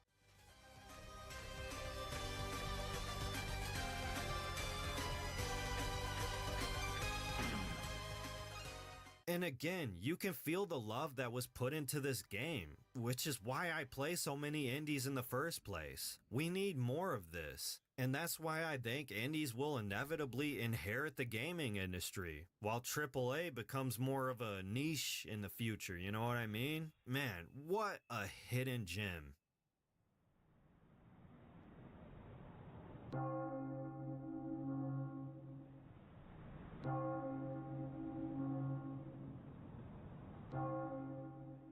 So before I call this video, I want to throw out a few honorable mentions. I mean, they're not really honorable mentions. It's honestly because I blew this video way out of proportion. But anyways, Conscript is this survival horror game that I just found out about like 30 minutes ago, and it looks like it takes place in World War I, which is really damn interesting to me. Then there's Dread Delusion. Even though it has PS1 style graphics, it's an open world RPG game that takes inspiration from Morrowind, which in my mind is more OG Xbox inspired. Then we have Signalis, which I really wanted to put on this list. It's a damn good survival horror game. But like I said before, video, way too big. Time, way too limited. Then there's Lunacid, another game like Fly Night. It takes inspiration from Kingsfield, a game that's so maze-like and disorienting. I spent like 4 hours straight lost in one single area before giving up. I feel like I have to have a YouTube walkthrough open at the same time while playing it. Otherwise, it's a really good-ass game. And last but not least, Mouthwashing, a game that I first heard about through one of Asmongold's videos, but I never got around to playing. I know he said the game was really good, but I just never got the chance to get to it. But yeah, the PS1 was such a damn goat during the golden years, and I'm so happy my parents mistakenly thought they were getting me a Nintendo console back in the day. Yeah, true story. The only reason I had a PlayStation as a kid is because my parents were at the store like, yeah, we want to buy our son a new Nintendo PlayStation. Which is absolutely hilarious in hindsight. Every time they yelled at me to get off the Nintendo PlayStation, dinner's ready, or to go outside because I've been on the Nintendo PlayStation too long. Damn, I miss those days. Anyways, that's it for the video. I hope I showed you guys some cool recommendations of games you might have missed. Because, you know, AAA marketing and hype cycles, I feel like these indie games, sometimes they only get a small window of opportunity to become noticed. So when we do find them, like that's why we treat them like hidden treasures. We call them gems, rather than the wide audiences they truly deserve. That's kind of how I feel, at least. But yeah, talk to me in the comments. Alright, later. While Europe was opening its borders to hundreds of thousands of migrants, Denmark, just like Poland and Hungary, chose a completely different path. This small country, known for its high quality of life, developed a migration policy that rejects mass openness in favor of strict rules and responsibility. In 2015, Europe was facing its biggest migration crisis in decades. Germany, in just 1 year, accepted over 1.1 million migrants, opening its borders on an unprecedented scale. Sweden, despite having a smaller population, accepted over 160,000 people, making it the country with the highest number of migrants per capita in Europe. And Denmark, at the same time, it took in just 21,000 migrants, 4 times fewer per capita than Germany. Looking at it today, that was a great decision. Denmark chose caution and selectivity from the beginning, taking an approach that minimized the risk of mass migration. As a result, it avoided the problems that hit other countries hard. Denmark's strict migration policy has wide public support. Studies show that over 70% of Danes support limiting the intake of migrants, while in other countries like Germany or France, migration policy led to protests and deep social divisions. In Denmark, it was widely accepted. Danes see migration not only as a challenge but also as a potential threat to their social system. That's why the government, with strong support from the public, consistently introduced reforms to protect the country's stability. Thanks to that, Denmark avoided welfare overload and the social tensions now seen in much of Europe. Even though Denmark took in fewer migrants than other countries, what mattered wasn't just the numbers, but the policies and measures taken to control the flow. Denmark created one of the strictest asylum systems in Europe. The key idea is self-reliance and return policy.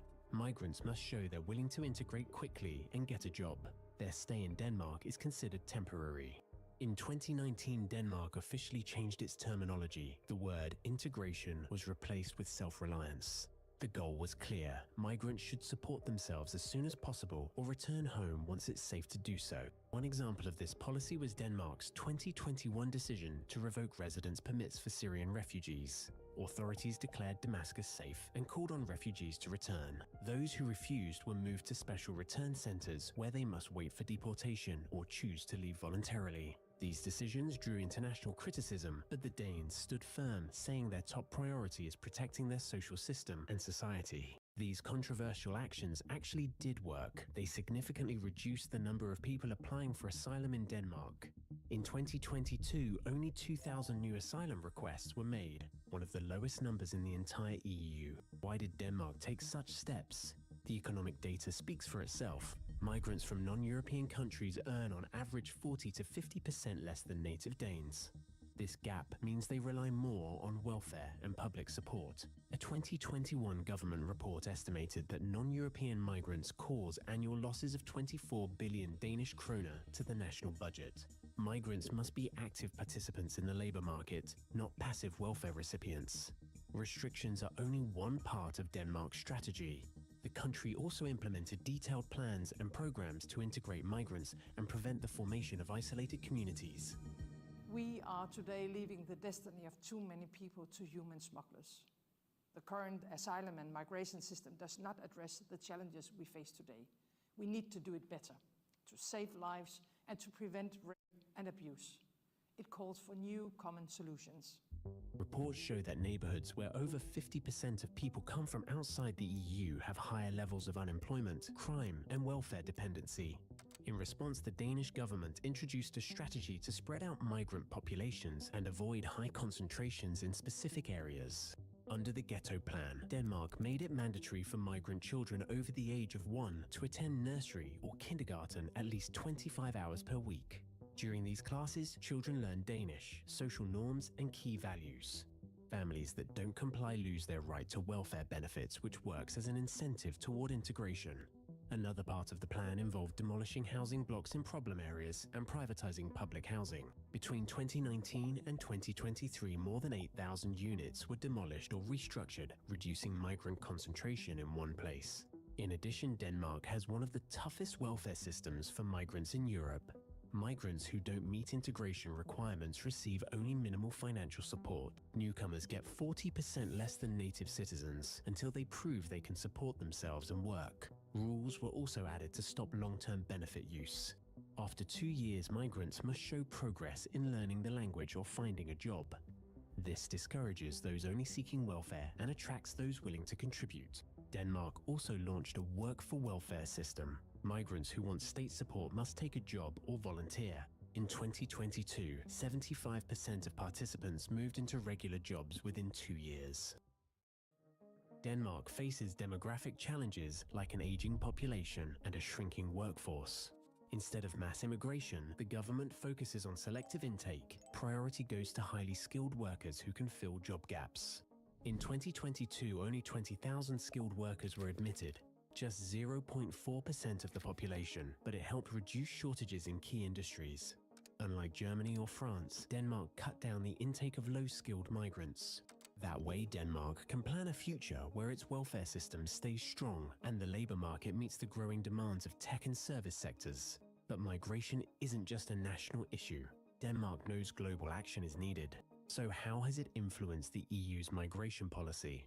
Denmark has long stood out in Europe for its proactive and organized approach to migration. In response to the 2015 crisis, it began promoting a more balanced strategy which would protect internal stability in the EU.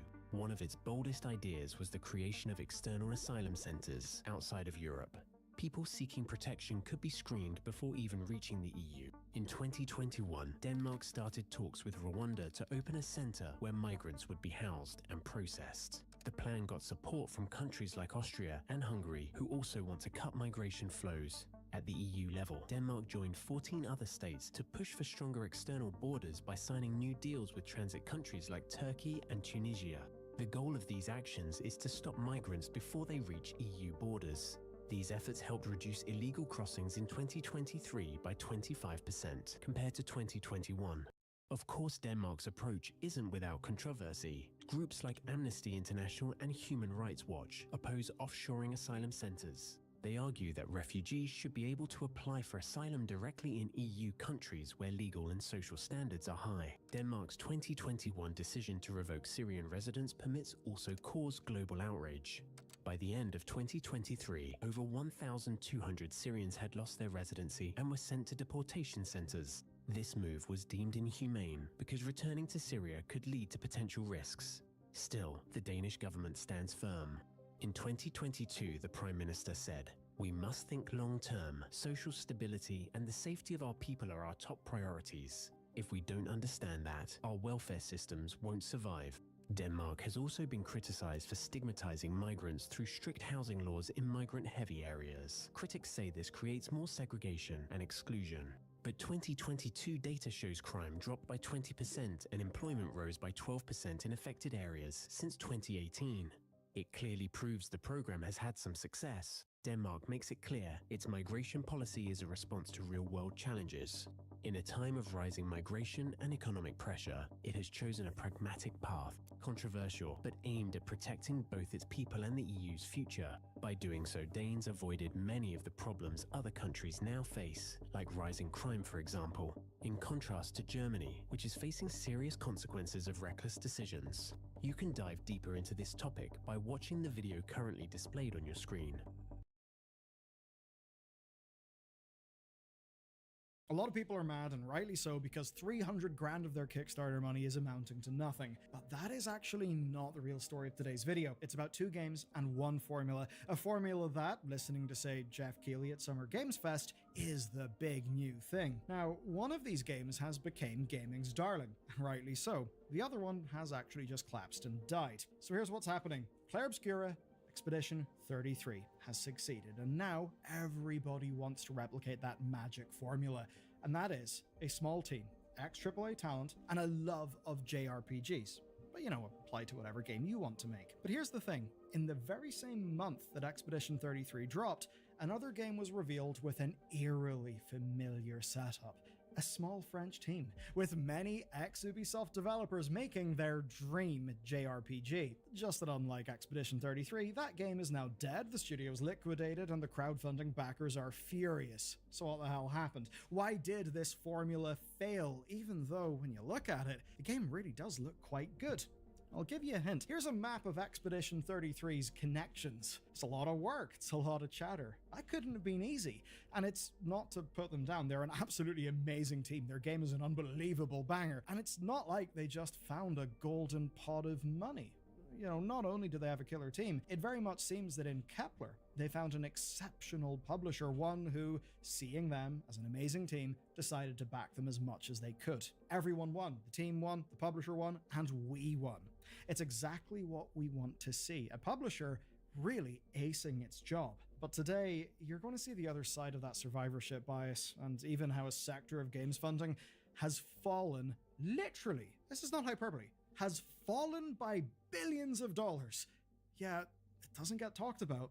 Most people don't even know. Meet Alzara Radiant Echoes. It's a 2024 Kickstarter project from Studio Camellia.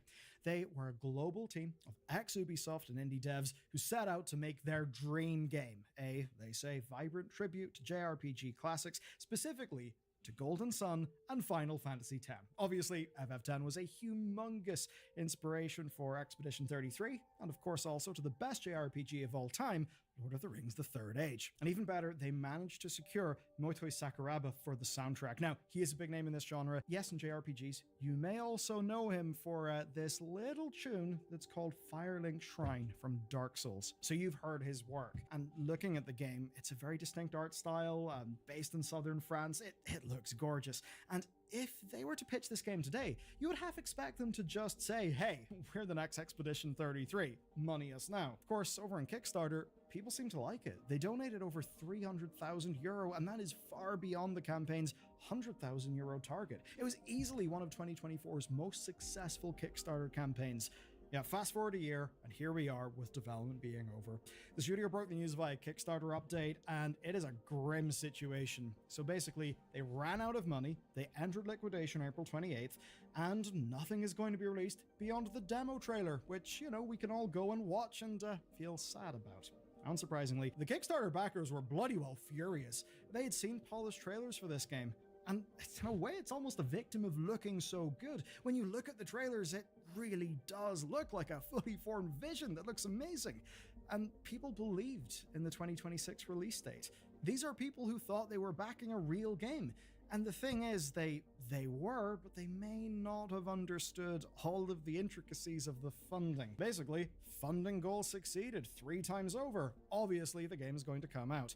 Now, Camellia did make it worse. They had late backing remain open until February, which very much made it look like, you know, in hindsight, you guys probably saw the writing on the wall, yet you were still taking people's money. And then by the time they communicated, it seems the whole thing is beyond saving. The company's in liquidation. But more than anything, this is the real disconnect. That the public gave them €300,000, so how could they not deliver? How much does an indie game actually cost? So €300,000 is serious money, but it's also nowhere near enough for this game, the game that they planned. It is not enough, not even close. Now, their closure announcement did reveal a timeline where we see the development started in 2021. It was funded by personal savings, by Microsoft grants, and by angel investors. And those funds took them to basically half of their budgeted development costs. And of course, that's just development costs. There's also marketing and all the other things that they would need. So the studio did what indies do. They went to crowdfunding, and not just for the money, but to show investor interest. You see, whenever you see Kickstarters, what I want you to keep in mind is that they're almost all, well, very often anyway, not anywhere near the full budget for a game. And to better understand this, we can take a look at a massive success. That's Bloodstained. It's an indie game from Castlevania producer Koji Igarashi. Now, it set a $500K goal. That goal represented 10% of the total planned budget. And the reason why is really simple. It's to demonstrate real, tangible commercial interest. Basically, as you know, money follows money, often into a black hole where it all gets destroyed. But, right, if you're able to fund 500 grand, that's pretty damn good, because little can validate your game concept as well as actually getting backing from your target customers. Now, of course, Bloodstained wildly surpassed that goal, right? Like well over 5 million. But what matters today is that is the funding model, as is basically normal right now. And a lot of that is because for the scale of some of these games, most Kickstarter numbers that you could realistically hit are just not going to be enough money. So here with Camellia, it's essentially the same idea, but with a little bit less star power. Now let's just think through the basics here. €300,000 and a team of 14 people. If that was to support them through a year, that would be tough, right? It would put them well below average French wages, but across 2 years, the time that they would need to hit their 2026 release target, that's basically just not possible. And the thing is, it never was the plan. Again, in Kickstarter, it rarely is like that. The whole point is that, well, with an investor demo, which they were building, and substantial commercial interest, that the next step would be the usual one in our industry: to secure a publisher. And for a game like this that really did have visuals that cut through, with proven commercial success, right, real-world market validation, you normally would expect a publisher to pick it up. But even with that being the normal next step, and like really them being in a pretty damn strong position with that in mind, well, the reality is these are not normal times. Okay, you've heard us talk about this stuff before in the channel. Basically, the facts are this: gaming funding is at its lowest point in 5 years. I hear this from my friends who are, like, you know, over in big AAA-ish land in the States. I hear it from people absolutely everywhere. It appears in, like, the fan tips email that we have. It's in the news everywhere. It's goddamn bad times, right? Now take a look at this. This is from Crunchbase, and Crunchbase is a site that's all about venture capital money. And the line is not going up, guys. It's going down. And remember, this is VC, so as much as you'll see VCs actually, you know, invest into some pretty banging games, in many cases it is also the ghouls who are chasing mobile games, sports betting, crypto tie-ins, and all of that fun. So that's bad, even though that's where all of the, you know, big money is going. What if you want to make a normal video game like this one? Or like Expedition 33? Yeah, good luck. It's not going to be easy, especially if it's your first published game, even if you are literally a bunch of veterans. And that's because in the current market, even proven teams with historic track records are not being able to maintain funding through 2024. And the evidence for this is pretty simple. It's the massive graveyard that keeps on getting bigger week by week. Now remember that in the situation of Bloodstained, they still needed to convince investors, even though it was from, you know, a producer of Castlevania. Suffice to say, things have not gotten better since. We can talk about some hard numbers, and we're going to use PlayStack for this. You've probably not heard of them. They're a relatively new, not super talked about publisher, but they did publish Balatro and Abiotic Factor, both which did really well. So they know indie games, and speaking to Game Developer, they revealed something pretty damn crucial to us: that they get thousands of pitches yearly. Not hundreds of pitches, thousands of pitches. And that's just one company. And the way it basically goes is their email will consistently being minigunned with pitches, and then at, say, Gamescoms and stuff, well, they're going to be in the other side of Gamescom, the one that you can't get into with your normal ticket. That's because you got regular Gamescom, which is for, you know, consumers, it's for the marketing of games, but then you'll have the business side of Gamescom. It actually happens across different days, it's got different tickets, and basically it's a hell of a lot of just people speed dating with other people to try and make deals happen. So basically, there's a lot of people who are basically saying, hello, money me now, I want to make a video game. And in the example of PlayStack, for all the thousands of pitches that they get, they're not really publishing that many games. So success is extremely hard. It has in fact got quite a bit harder. But it isn't just a numbers game. In the interview, they say that success comes whenever developers know their market gap, which essentially is trying to go for the sort of thing that could appear to be an outsized success, something like Balatro. Now, worse still, at least for games like this, the funding quantities have also collapsed. And I'm going to directly quote PlayStack here. We are seeing budget asks into the millions. Would we prefer 4 games at 300k or 1 game at 1.2 million? Now here's the funny thing, right? Years back, I was seeing publishers pushing up budgets, even publishers like PlayStack, actually. They were pushing up way higher budgets than that. And basically that's what we were seeing, right? There's a lot of encouraging people to aim a little bit higher, bring in more money. It was a very different time, right? It really was a time of plenty, but obviously there's a hell of a graveyard of just games that appear in Steam, and even if they have amazing reviews, they only have 300 of them, and not that many sales. So what we've essentially seen is that the risk-reward math has fundamentally changed, and it's not like PlayStack come off as some pack of evil bastards. They don't seem to be the kind of publisher who are only interested in taking, you know, their cut at the expense of their developers. There's a lot of publishers who very much are that. Maybe we'll get to talk about some of those very bad deals that I know a few games have got, but can't really talk about because it breaks things that you hear in the grapevine. But man, there's a few publishers that deserve a skewering, and someday I hope that we're able to get some real documents out there so that, you know, it can be actually reported on in a way that is responsible, sourced, and helpful. Anyway, enough of that tangent, but I do want to keep in this video just so that you get a bit of a tone, a bit of a feeling of the sorts of situations that development studios end up in. There's so many situations where, you know, the public may be very furious at a development studio, but in reality, they're binded by non-disparagement agreements, and really it's the publisher that the problems are coming from. Now, Playstack, from everything I've heard, are absolutely not one of those publishers, but even though they do appear to be one of the good actors out there, well, they still need to invest sustainably. And whenever they say, what would you rather have? One game, one big risk for 1.2 million, or 4 games at 300k? Any of us would say the latter. Indeed, when we look at the humongous game budgets out there, what do we end up saying? Man, how many good games could you have made for the cost of that bloated AAA nightmare monstrosity? And this is where we get to a problem for games like the centerpiece of today's video. There's a fundamental issue, and that is that if your game cannot get funding support in the first place, then you're not really going to be making it for anyone. It is absurdly hard to get projects off the ground. It was hard in the past, but these days it is harder than ever, at least via more traditional means. So even though Expedition 33 did absolutely amazing with a small team, a reasonable budget, a hell of a publisher being able to back them up, not everyone's able to get that publisher. It's legitimately hard. There's only so many release slots, there's only so many publishers, and whenever I flashed up the sort of connections thing for, you know, Expedition 33, that's more just to say, it's kind of hard to one-shot that. You do actually need to have built up connections. So getting games off the ground is extremely hard.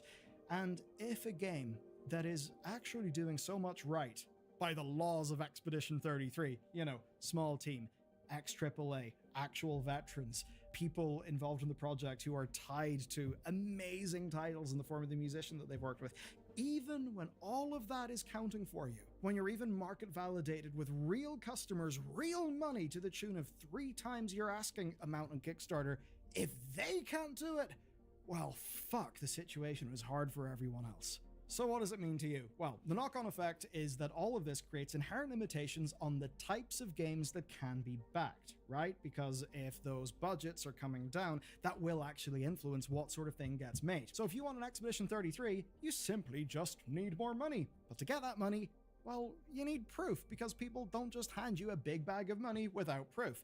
Now, ideally, maybe you'll earn enough money from the last game you made to build an investor demo for your next game. Maybe you'll eke out a few more months in tax credits or some regional government funding, things that most studios do. Expedition 33 is an example of getting regional government funding, but it doesn't always work. What's happened is that so many people have done all of this and really have reached the bar where, in the market of, say, a decade ago, they almost certainly would have got published, or at the very least had far better chances.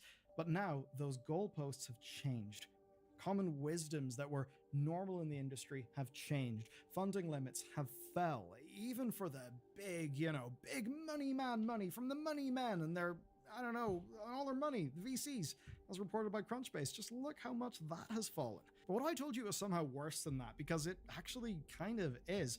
You see, what's also happened is the point at which publishers are willing to commit funds has moved further and further and further and further back. There's the odd story about, developers in the past having an amazing pitch for a game and somehow being able to get a deal. But nowadays it's absolutely not like that. It hasn't been like that for years, but it has just got harder. You need to be further and further and further along in your overall development process to actually get to the point where a publisher will be willing to commit funds. And that means that the sorts of lean prototypes that could have seen a team through to funding, those are often no longer enough. And sometimes publishers effectively do just want an alpha build of a game before they're willing to toss their money into the pot. And that's for obvious reasons. Gaming got into quite a bubble. We're not living in a land of just 0% interest rates for, years upon years.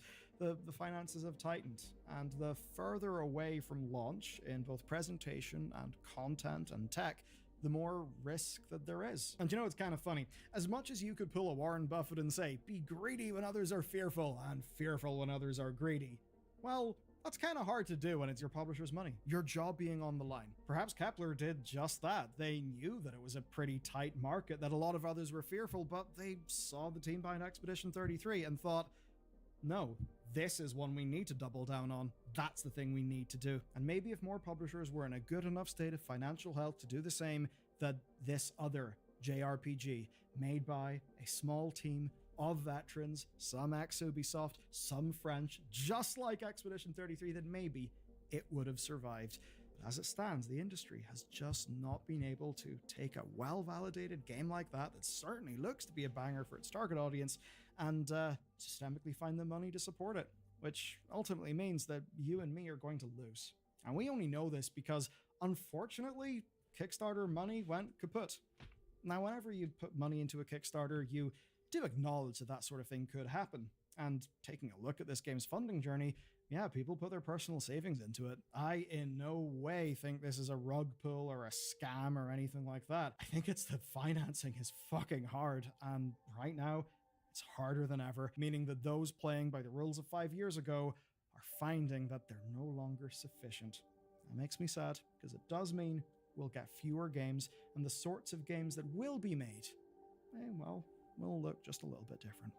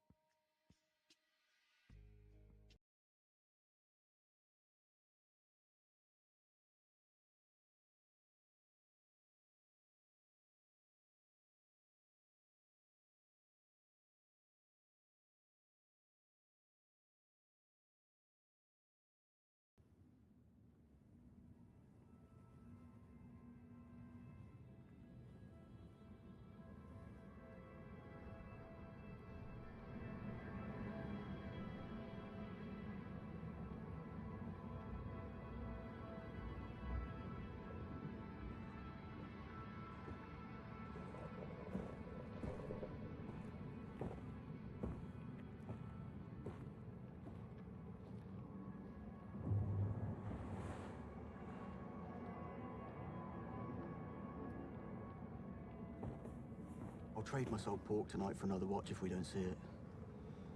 Henry Lloyd saw it by those hummocks at 4 Bells.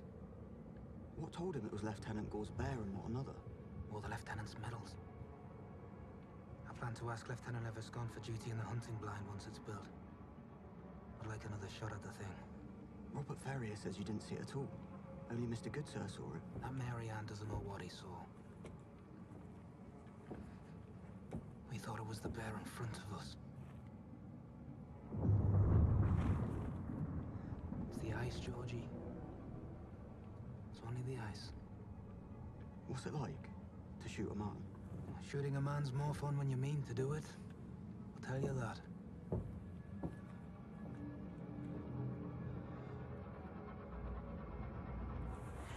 You've a gift for that. Well, my mum was a dressmaker. Cage crinoline, our son knickerbocker suits. But she never taught me to tailor for no dead Eskimo.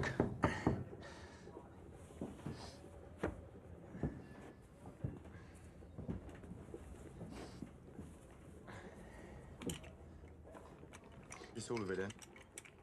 The girl, she's shoving off. They want her to take everything with her. Girl on a boat. Here. That's spooky.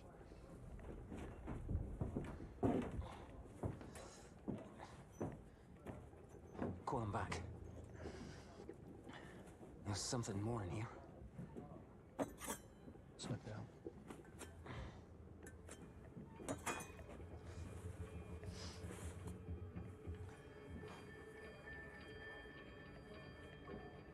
Check for more. Suppose it's ivory. There's another one here. Man's got charms falling off him like a plum tree, Mr. Goodsir. Put them back inside.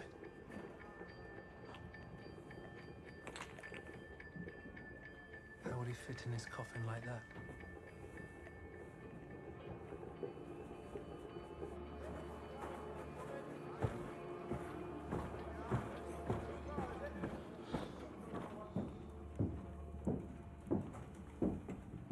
I have her father's personals, sir.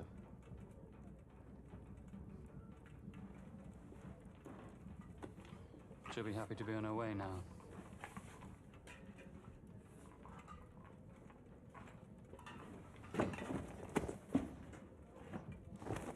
They say she talked up a storm until her father died. Now she's all silence. I'm sorry. That's all there is. I did put some supper in there for you, though.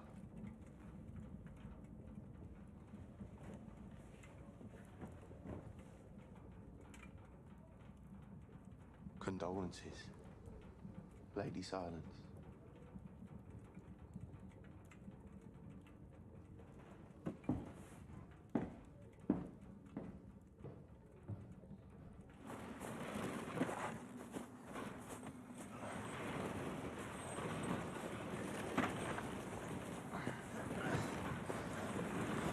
Wait him and get on with it. I don't understand this. This is something Sir John approved? Aye, Mr. Goodsir. Little lad he was. He shouldn't plug it up. I mean to suggest, might it be more appropriate to cut the man his own hole? A more appropriate hole? With respect to Eskimo custom. It's a native belief the body retains sensation even after the soul departs, according to Dr. MacDonald's account. Having yourself handled his corpse, is it your opinion he retains sensation?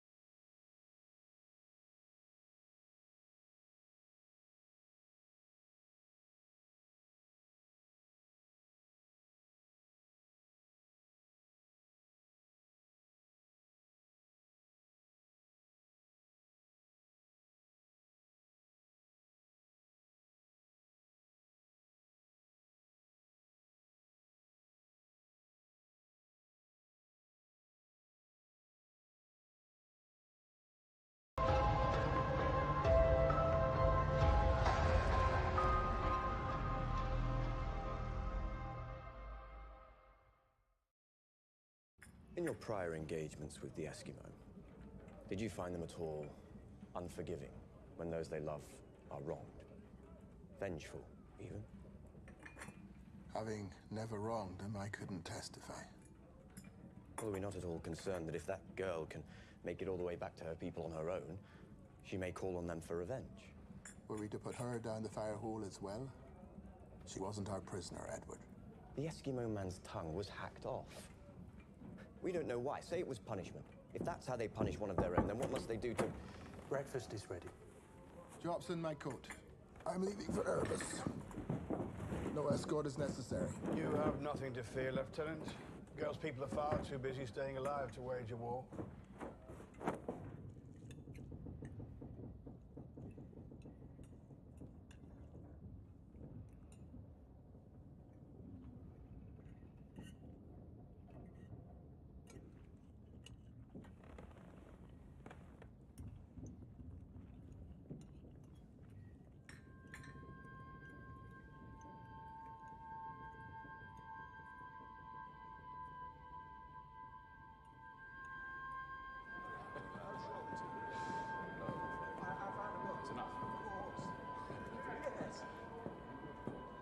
What plans have you made, Sir John? All kinds of plans, of course. In case the ships are ice-locked. Oh, we are amply provisioned for 3 years and up to 5 with strict rationing. Your rescue plan. What is your rescue plan? Better John Ross blame an unyielding North than own up to his poor captaining. If the Arctic bedeviled him, why should it open to you? That's his thinking. Come over here, darling. What is it? Does it sing? Chatters. Meet Jacko.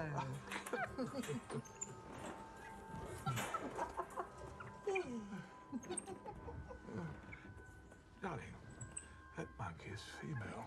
Oh, is it? I have followed every Admiralty protocol. There'll be nothing. You hear? Nothing lives there. Nothing grows. You'll eat your shoes again. You'll eat worse. We've been misunderstood, darling. John Ross isn't the only one. Van Diemen's Land was a horrible blow. I won't allow another man to play politics against me ever again. I was a good governor, Janie. You were an excellent governor. It's just that history was given a different story. Death is slow in the great white nothing, and 134 starved men will turn devil against you, starting with the ones you hold closest. But in 2 years, when you return from the passage, no one will misunderstand us, John. You will have bested them all.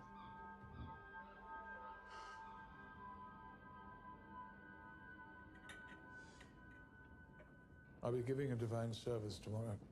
Mandatory for both ships. Tell the men, will you? Oh, except for the men of the blind. They're to keep their focus on hunting the bear.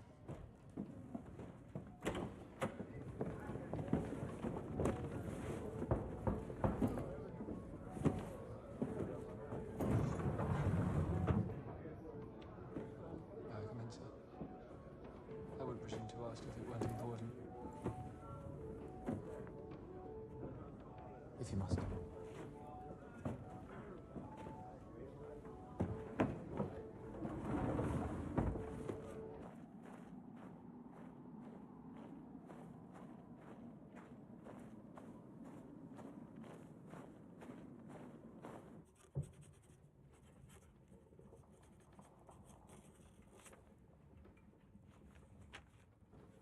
And in Jacob's dream, he saw the invisible world, so immense it would have to leave. Yes?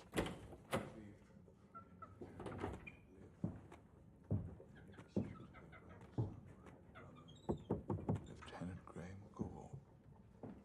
My condolences, Sir John. Amongst everything else, I know you mourn a friend. Thank you. I apologize for the timing of this request, but its virtue is in its speed. And I'd like permission to send a sledge party out. South. Not for Leeds this time. For rescue. Where? The Hudson Bay Company outpost on Great Slave Lake. If the party leaves now, they'll have 3 full months to get there before winter comes in force. That is 800 miles, Francis. No. I do not grant permission.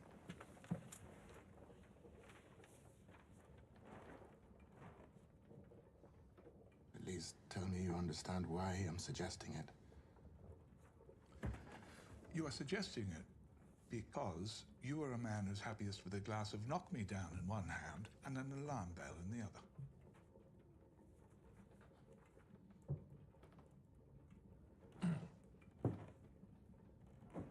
I'm suggesting it because if this cold continues and we find ourselves overwintering again in this ice, help must already be on its way come spring. If we are to survive, I'd rather send out 8 men now for a long, unnecessary walk than risk a necessary one for all of us in a year. I will not allow it. What signal would that send to the men? It's not the men I'm concerned about signaling. No one knows where we are. That is how you already see it. In need of saving. I do. Yet your prediction last year about the terrifying winter we'd spend in the pack did not come true. Not to the degree I feared, but that will change. Should there again be no thaw. It is a captain's duty, after all, to mind for the worst case, not for the one he hopes for. Now I must hear you instruct me in a captain's duties. There's only 8 men, Sir John. And there is just enough time.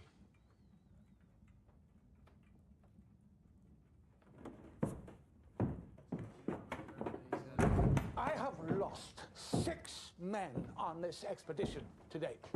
6. And you asked me to risk more than doubling that number trekking over distant ground where you know I have lost men in years past. I'll hear no more of this. I will not lose another man, Francis. We may lose all our men. That is what my alarm is ringing now, Sir John. And I'm at a loss why yours is not.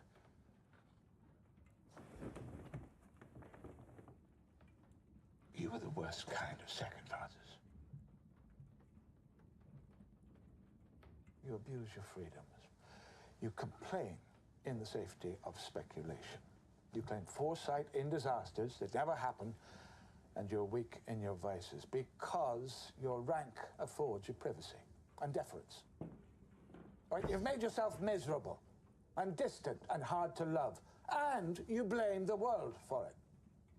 I'm not the sailor you are, Francis, never will be, but you will never be fit for command. And as your captain, I take some responsibility for that, for the vanity of your outlook. I should have curbed these tendencies rather than sympathize with them, because you seem to have confused my sympathy with tolerance, but there is a limit to how much I can tolerate, and that is where we are presently standing.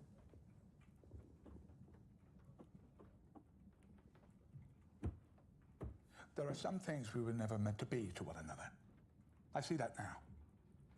Friends on my side. Relations on yours.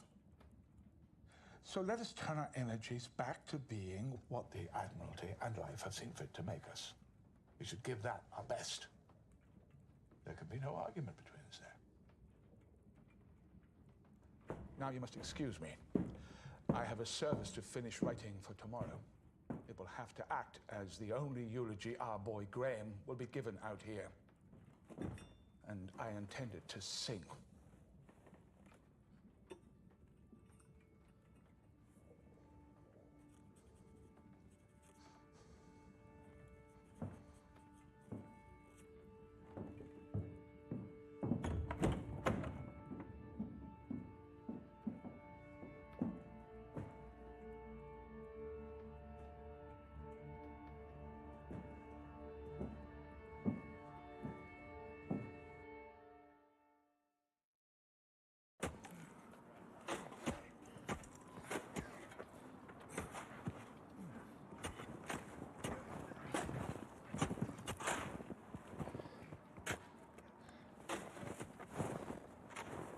together a list, our 8 most able men.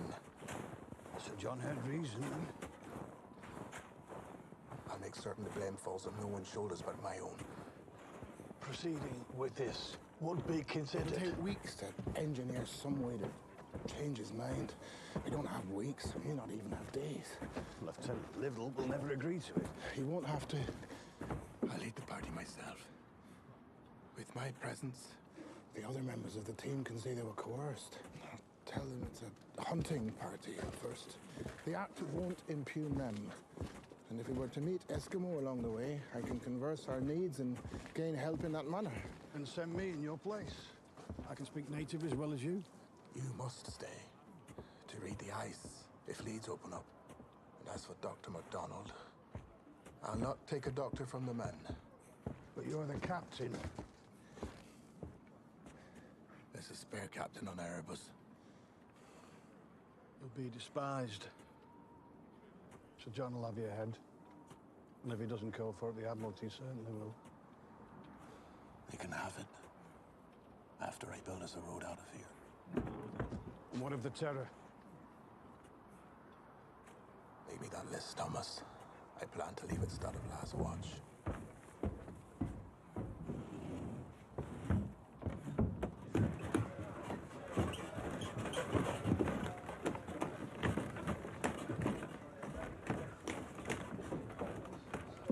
Write it down this time, Mr. Diggle.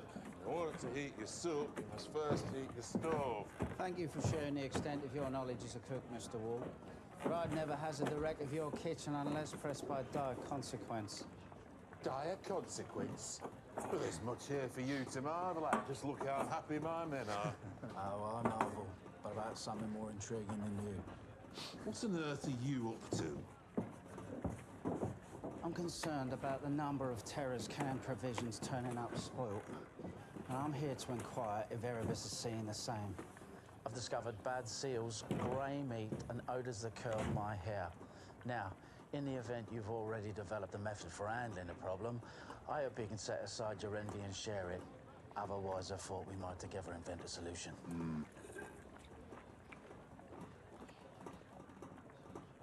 Add salt.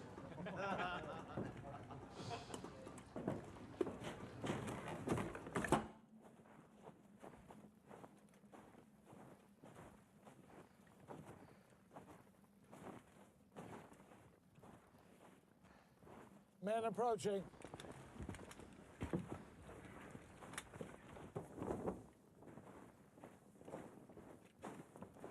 At ease.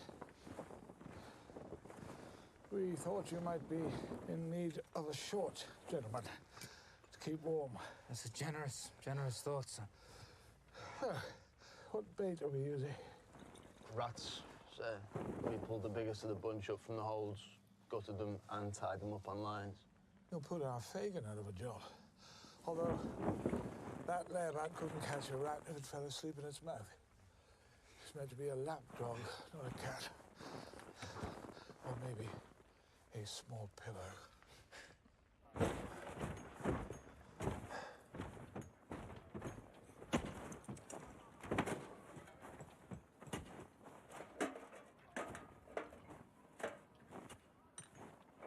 Lieutenant Irving, I was hoping we'd meet. Might have agreed to it, sir. I wanted to thank you for your help, for your discretion, I mean. Call it anything but help, Mr. Hickey. Please. I exercise clemency for a man abused by a devious seducer. That it also benefited you is a sin in itself, I'm sure. A devious seducer? Yes, Mr. Hickey. Mr. Gibson told me everything. How you pressed him into service, threatened to expose him should he ever refuse you. I pressed him? You love. Turn your wolf's ear to me now and hear. Or the next piece of counsel you'll be given on the subject may come from the end of a cat o' nines. We are separated here from the temptations of the world.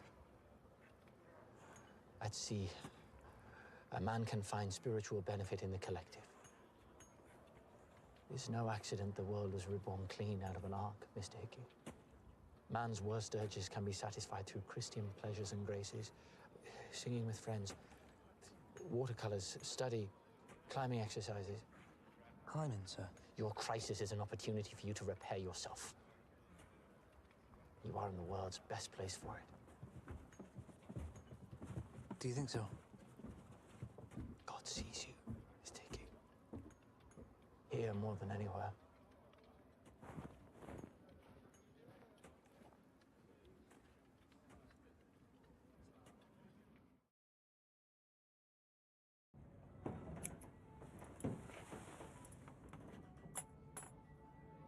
I understand you've cleared up our association for Lieutenant Irving.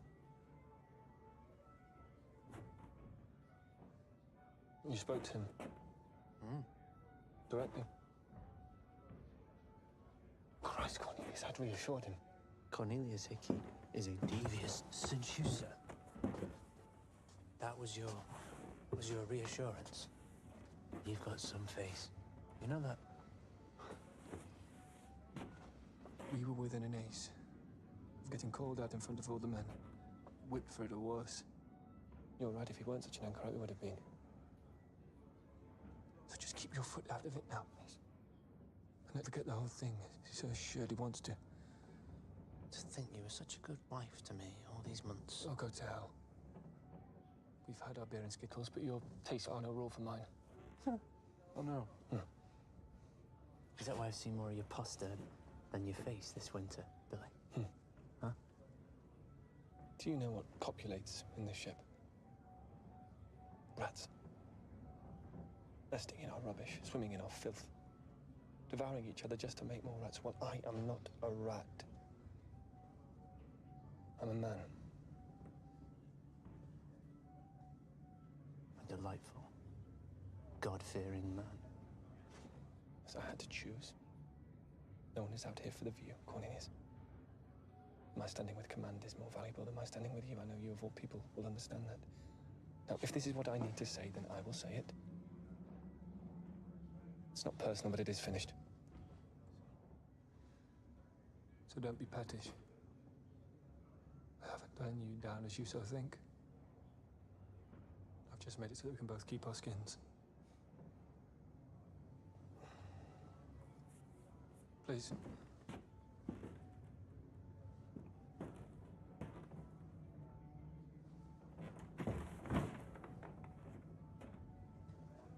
You've sketched out the ladder, but you got me on the wrong rung, Mr. Gibson. What does that mean? Captain Crozier served me a drink just the other day. Whiskey. In one of his cut glasses, in fact. He spoke to me as a friend. A friend? Yes. He sees something in me. Could lead anywhere. Cornelius. Anywhere. Cornelius, you... The captain doesn't see you at all. You can ask Mr. Jobson or Mr. Gench if they will tell you. He'll offer anyone a drink, if he can have one too.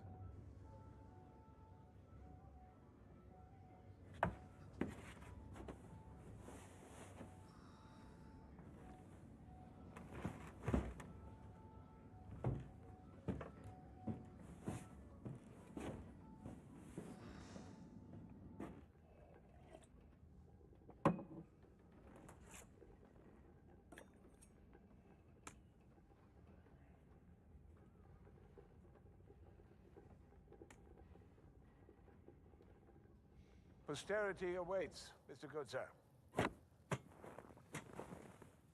Hold still. Not a twitch.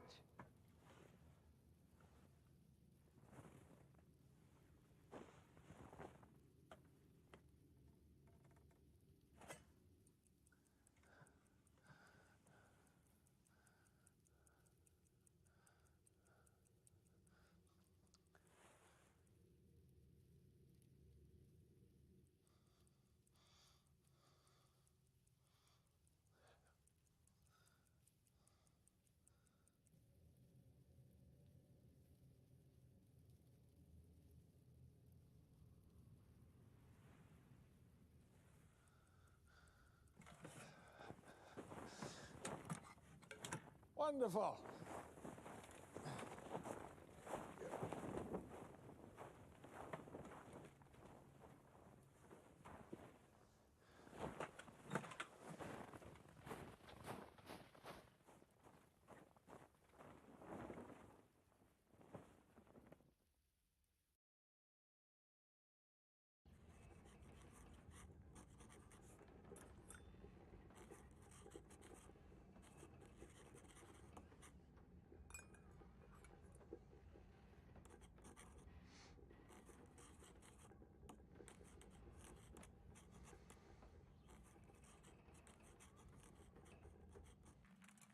In honor of our brother Lieutenant Gore, be merciless.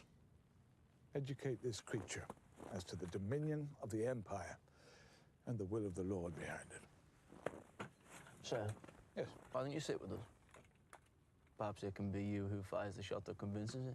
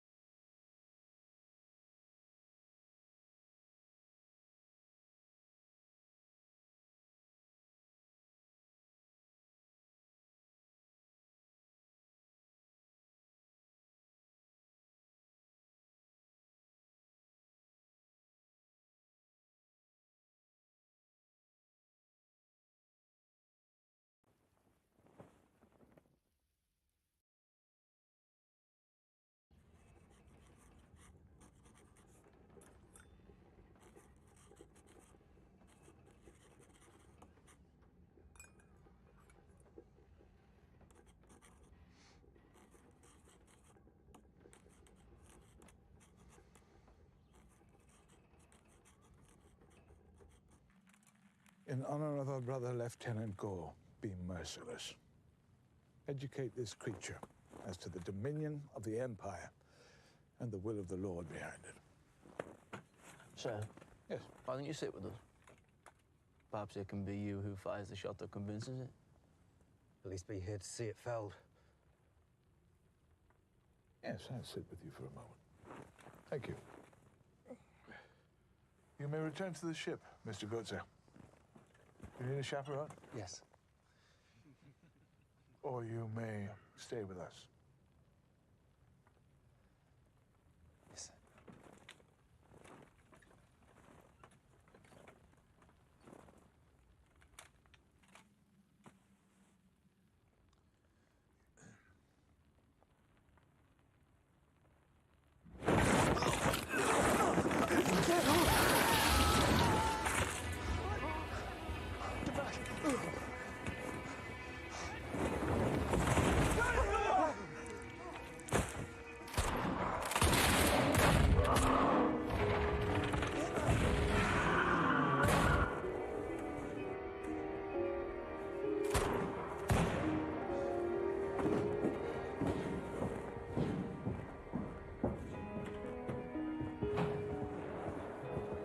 They must be waltzing with that bear after all.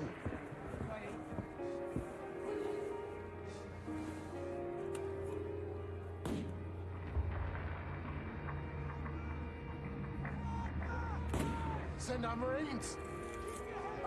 Now! Sir.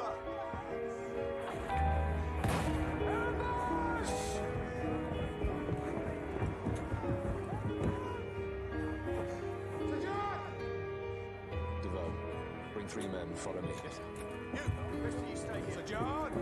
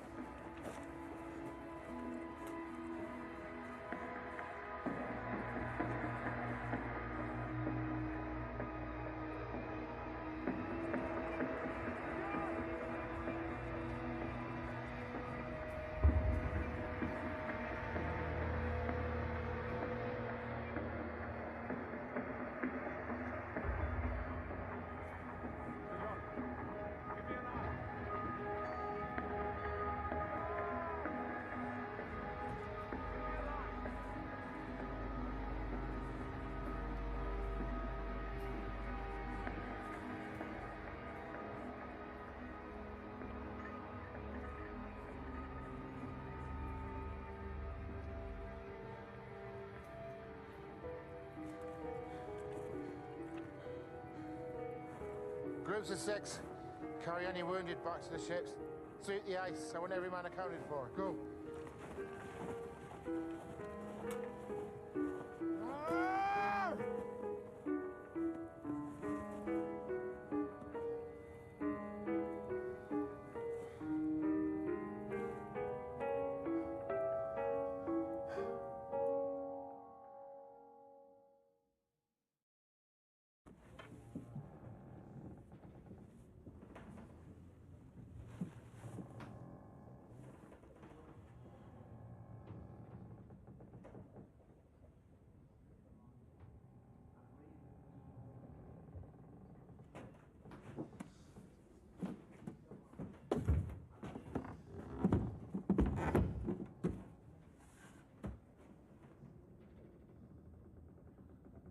The passage was supposed to be his. How does it know to take our best men? Lieutenant Gore and And now the captain. It took Brian. You weren't no best man. He was a ranking Marine. He was a sergeant. You were a red-coated conscript. That bear don't know us. It knows one thing, and one thing only. You don't think it's strange? They should start killing us right after we took down that esky. He did have a carved bear in his robe. The Eskimo. A little token or such. And one of a man. Where are they now? We put them back. Ain't no way we were taking them.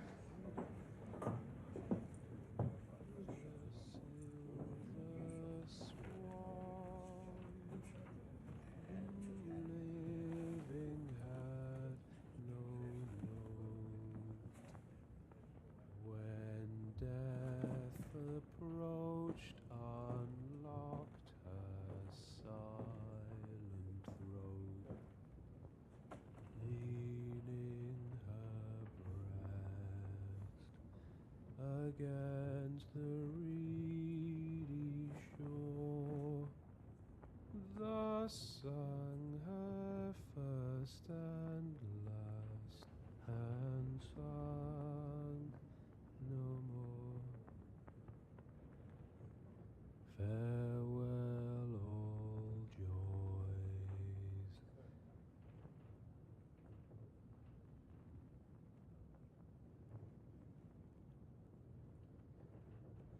Go on, John. Farewell, all joys.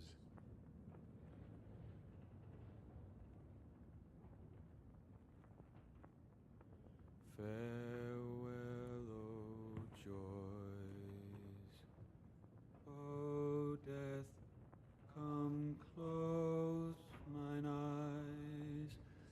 More geese than swans now live, more fools than wise. More geese than swans now live.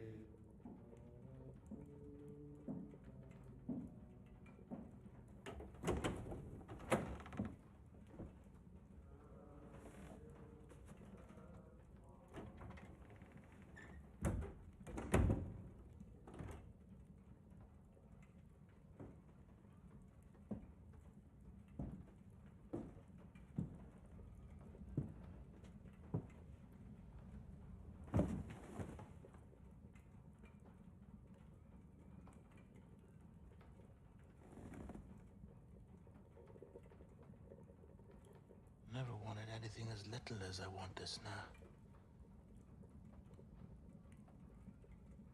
I do have an order. Mr. Blanky, proceed immediately with the rescue party. Lieutenant Fairholme can lead it. Let him know. Sir John forbade this plan. Swap 2 Marines into the party. And lighten the load what amount you feel you safely can. Don't need every advantage. I implore you, please stop. We have lost Sir John! We have lost Sir John. Do you not feel what has happened?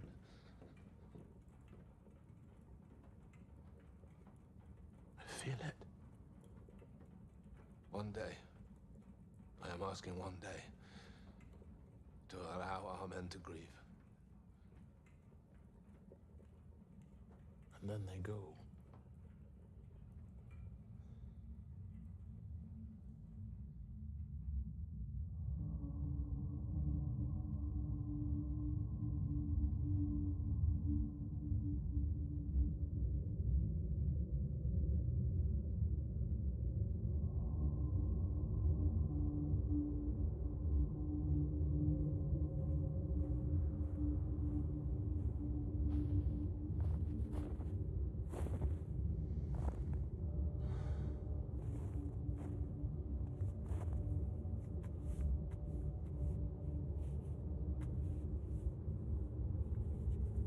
These words are not mine. They're Sir John's. He wanted you to hear them. And, lacking words of my own, I give you his. his last. In his flight, Jacob lighted upon a certain place and tarried there because the sun was set. He thought it a terrible place. No house, no hearth. But that night he dreamed. A ladder set upon the earth, and the top of it reaching to the heavens. Behold, the Lord stood above it, and he said, I am with thee, and will keep thee in all places wherever thou goest. For I will not leave thee. And in Jacob's dream he saw the invisible world, companion to the known one we perceive, with its rocks and moon, its ice fields and brute animals, and all the people we know, have ever known, and will ever know. So complete it would seem to leave no room for its invisible brother world. I'll be a minute on the seat. Which is yet more immense than the one we see. For in this world dwell the angels who keep us, the Lord who will not leave us, and the departed, who though cleaved from the frame that carried them, yet live. Nearest to their ranks, our bright captain, Sir John, who in the virtue and strength of his every gesture showed himself the elect of the Lord, destined to reign with Christ forever. The invisible world of spirits, though unseen, was present for Jacob. Not future, not distant, but present. And it is now, and it is here, among us, if we open our eyes and see his truth amongst us.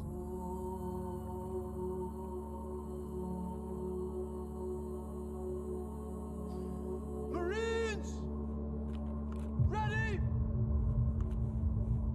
Present!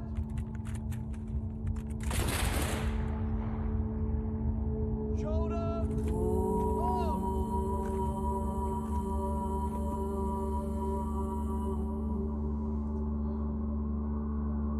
Arms!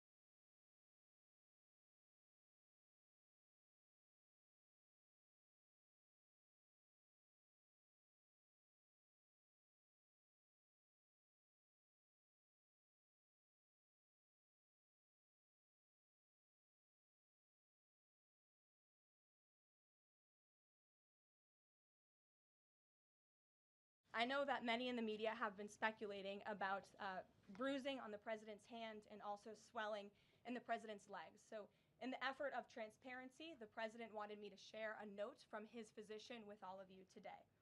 In recent weeks, President Trump noted mild swelling in his lower legs. In keeping with routine medical care and out of an abundance of caution, this concern was thoroughly evaluated by the White House medical unit. The president underwent a comprehensive examination, including diagnostic vascular studies.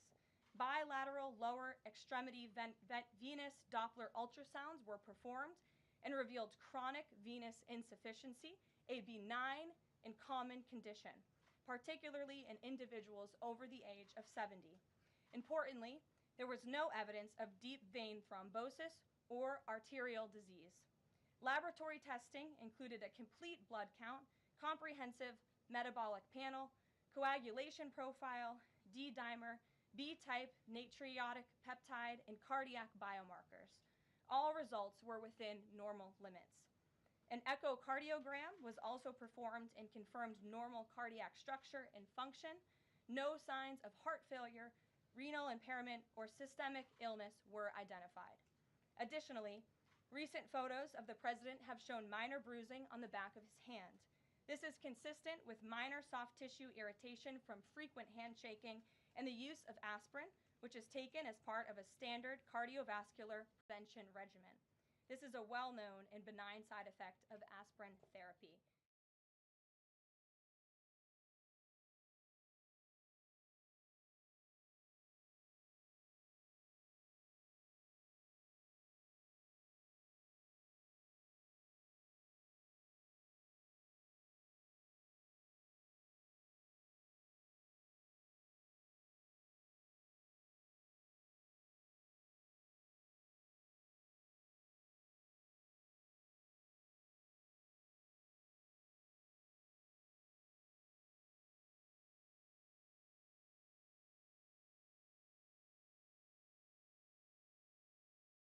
Another week, another European leader in London as Sir Keir Starmer's continental charm offensive soldiers on.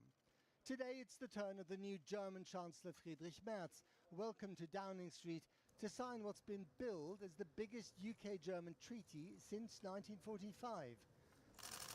Warm handshakes and a show of solidarity, Merz is seeking dependable allies as much as his British counterpart. Migration pressures and Ukraine's war with Russia have helped bring continental powers back into Britain's post-Brexit arms. I see it very much as evidence of the closeness of our relationship as it stands today, the strength of our values, the strength of our joint approach. Like Starmer's agreement with French President Macron a week ago, today's friendship treaty takes in trade and defence. Call it growth through bombs. But it's the deal over migration that will likely garner most of the headlines. The UK government says that Germany has committed to a law by the end of this year which would prosecute smugglers using German warehouses to store inflatable boats which were destined to transport migrants across the English Channel. On defence, the treaty also commits both sides to mutual assistance if either is attacked, a protection already enjoyed in theory as NATO members. The UK and Germany side by side, delivering growth and security. And with an unpredictable Trump in the White House, both countries appear to be seeking a more sure-footed friendship wherever they can find it. This is, as Keir said, really an historic day. To get a better sense of Germany's position, I sat down this morning with Foreign Minister Johann Wadepool. How ironic is it that Britain and Germany were developing their newfound friendship around rearmament? No, it's not ironic. I think it's the sober reaction of the very security situation we're in to respective countries. We see the Russian aggression going on in Europe. We are faced with it and we have to encounter it. I mean, part of this pact, if I understand correctly, is a kind of mutual defense agreement between Britain, France and Germany. Is this kind of defensive pact, is this clause in there a kind of safety measure just in case Donald Trump has forgotten his commitment to NATO's Article 5? No, we absolutely trust the Article 5 commitment of everybody, and especially including the US. Of course, also the US. We have absolutely zero doubt that we stick together, that we stay together in the NATO frame.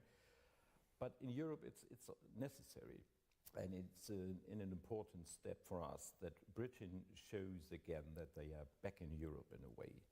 And this engagement is very much welcome. I just wonder what you make of the statement made by the Chancellor, Friedrich Merz, on the day that he was elected, I think, when he said that America is sliding into authoritarianism and that we in Europe, we in Germany should be careful. What do you make of that? If I look to the MAGA movement in the Republican Party, this is something we not really understand, and which is not orientated on the transatlantic relationship we know for decades now in Europe. Do you fear it? I wouldn't say we fear it, but we have to pay attention, and we have to work on it. We have to be engaged on it. Friedrich Merz, of course, paid a very good visit to the Oval Office, which was successful for both sides, and they are. He didn't get Zelensky'd. No, not really. He appreciates that he has a strong chancellor in Europe who's ready to lead, and Germany is going into a leading position. You saw us being the first ones to be committed to the 5% goal. Do you trust Trump on Ukraine? We saw that after he had some conversations with our chancellor that he is taking over our position on Ukraine, and seeing more clearly than in the past that Mr. Putin is not ready for negotiations. And we are preparing our 18th package on the European level. So if Putin doesn't come to the negotiation table, new sanctions will be imposed. On Gaza, do you worry that you haven't been critical enough of your partner, Prime Minister Netanyahu, when you see the nightly television pictures of extraordinary civilian suffering inside the Gaza Strip, or indeed some of the stuff on the West Bank? Germany has always the position to be the closest partner of Israel in the world because of our history and our responsible for the state of Israel. But we do not shy away from seeing these humanitarian catastrophe in Gaza. But precisely because of your historic role, isn't it incumbent on the German government, especially the German government, to say to Israel, what you are doing is possibly a war crime, definitely unacceptable in the eyes of the international community, international institutions, but also ultimately bad for the security of your own country? Yeah, but I'm in nearly daily contact and conversation with my Israeli counterpart Gideon Saar, and that's what I'm saying, and that's what I'm also arguing with him, that the humanitarian situation is unbearable in the Gaza Strip. But he's not listening to you, is he? He is, and it is improving, not as quick as needed, but it is improving. If you look to the ground, more trucks are entering the Gaza Strip than the week before. President Macron was here just recently on a state visit, and in one of his speeches, he more or less said, and I'm paraphrasing, Britain should not be so dependent on the United States, the so-called special relationship. Do you agree with President Macron?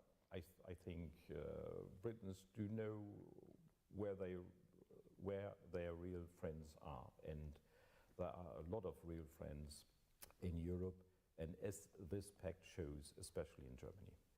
Foreign Minister Wadepoel, thank you very much indeed. It was my pleasure.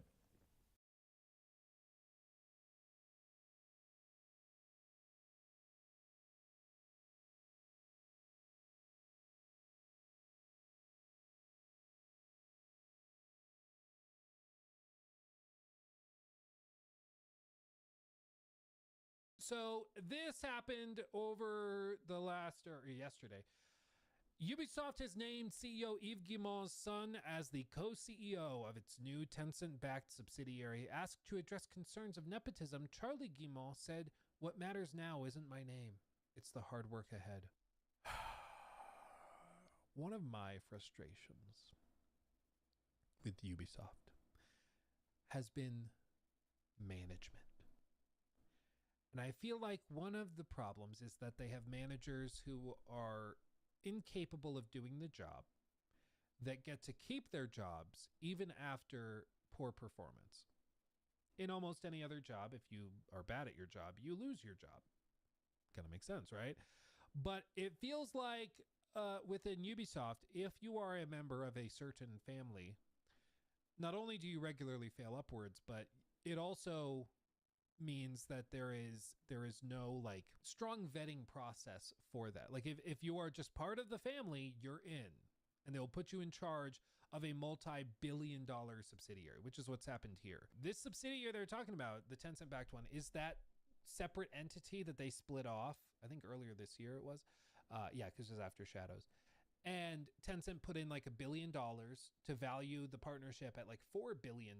And that entity holds the rights to Assassin's Creed, Far Cry, and Rainbow, I believe, are the three. And they're putting his son in charge of it as a co-CEO over it. So as you can see here, Ubisoft named Charlie Guillemot as the co-CEO of the new venture. Charlie previously led Ubisoft-owned mobile business Aulient before leaving to co-found a Web3 indie firm, Unagi.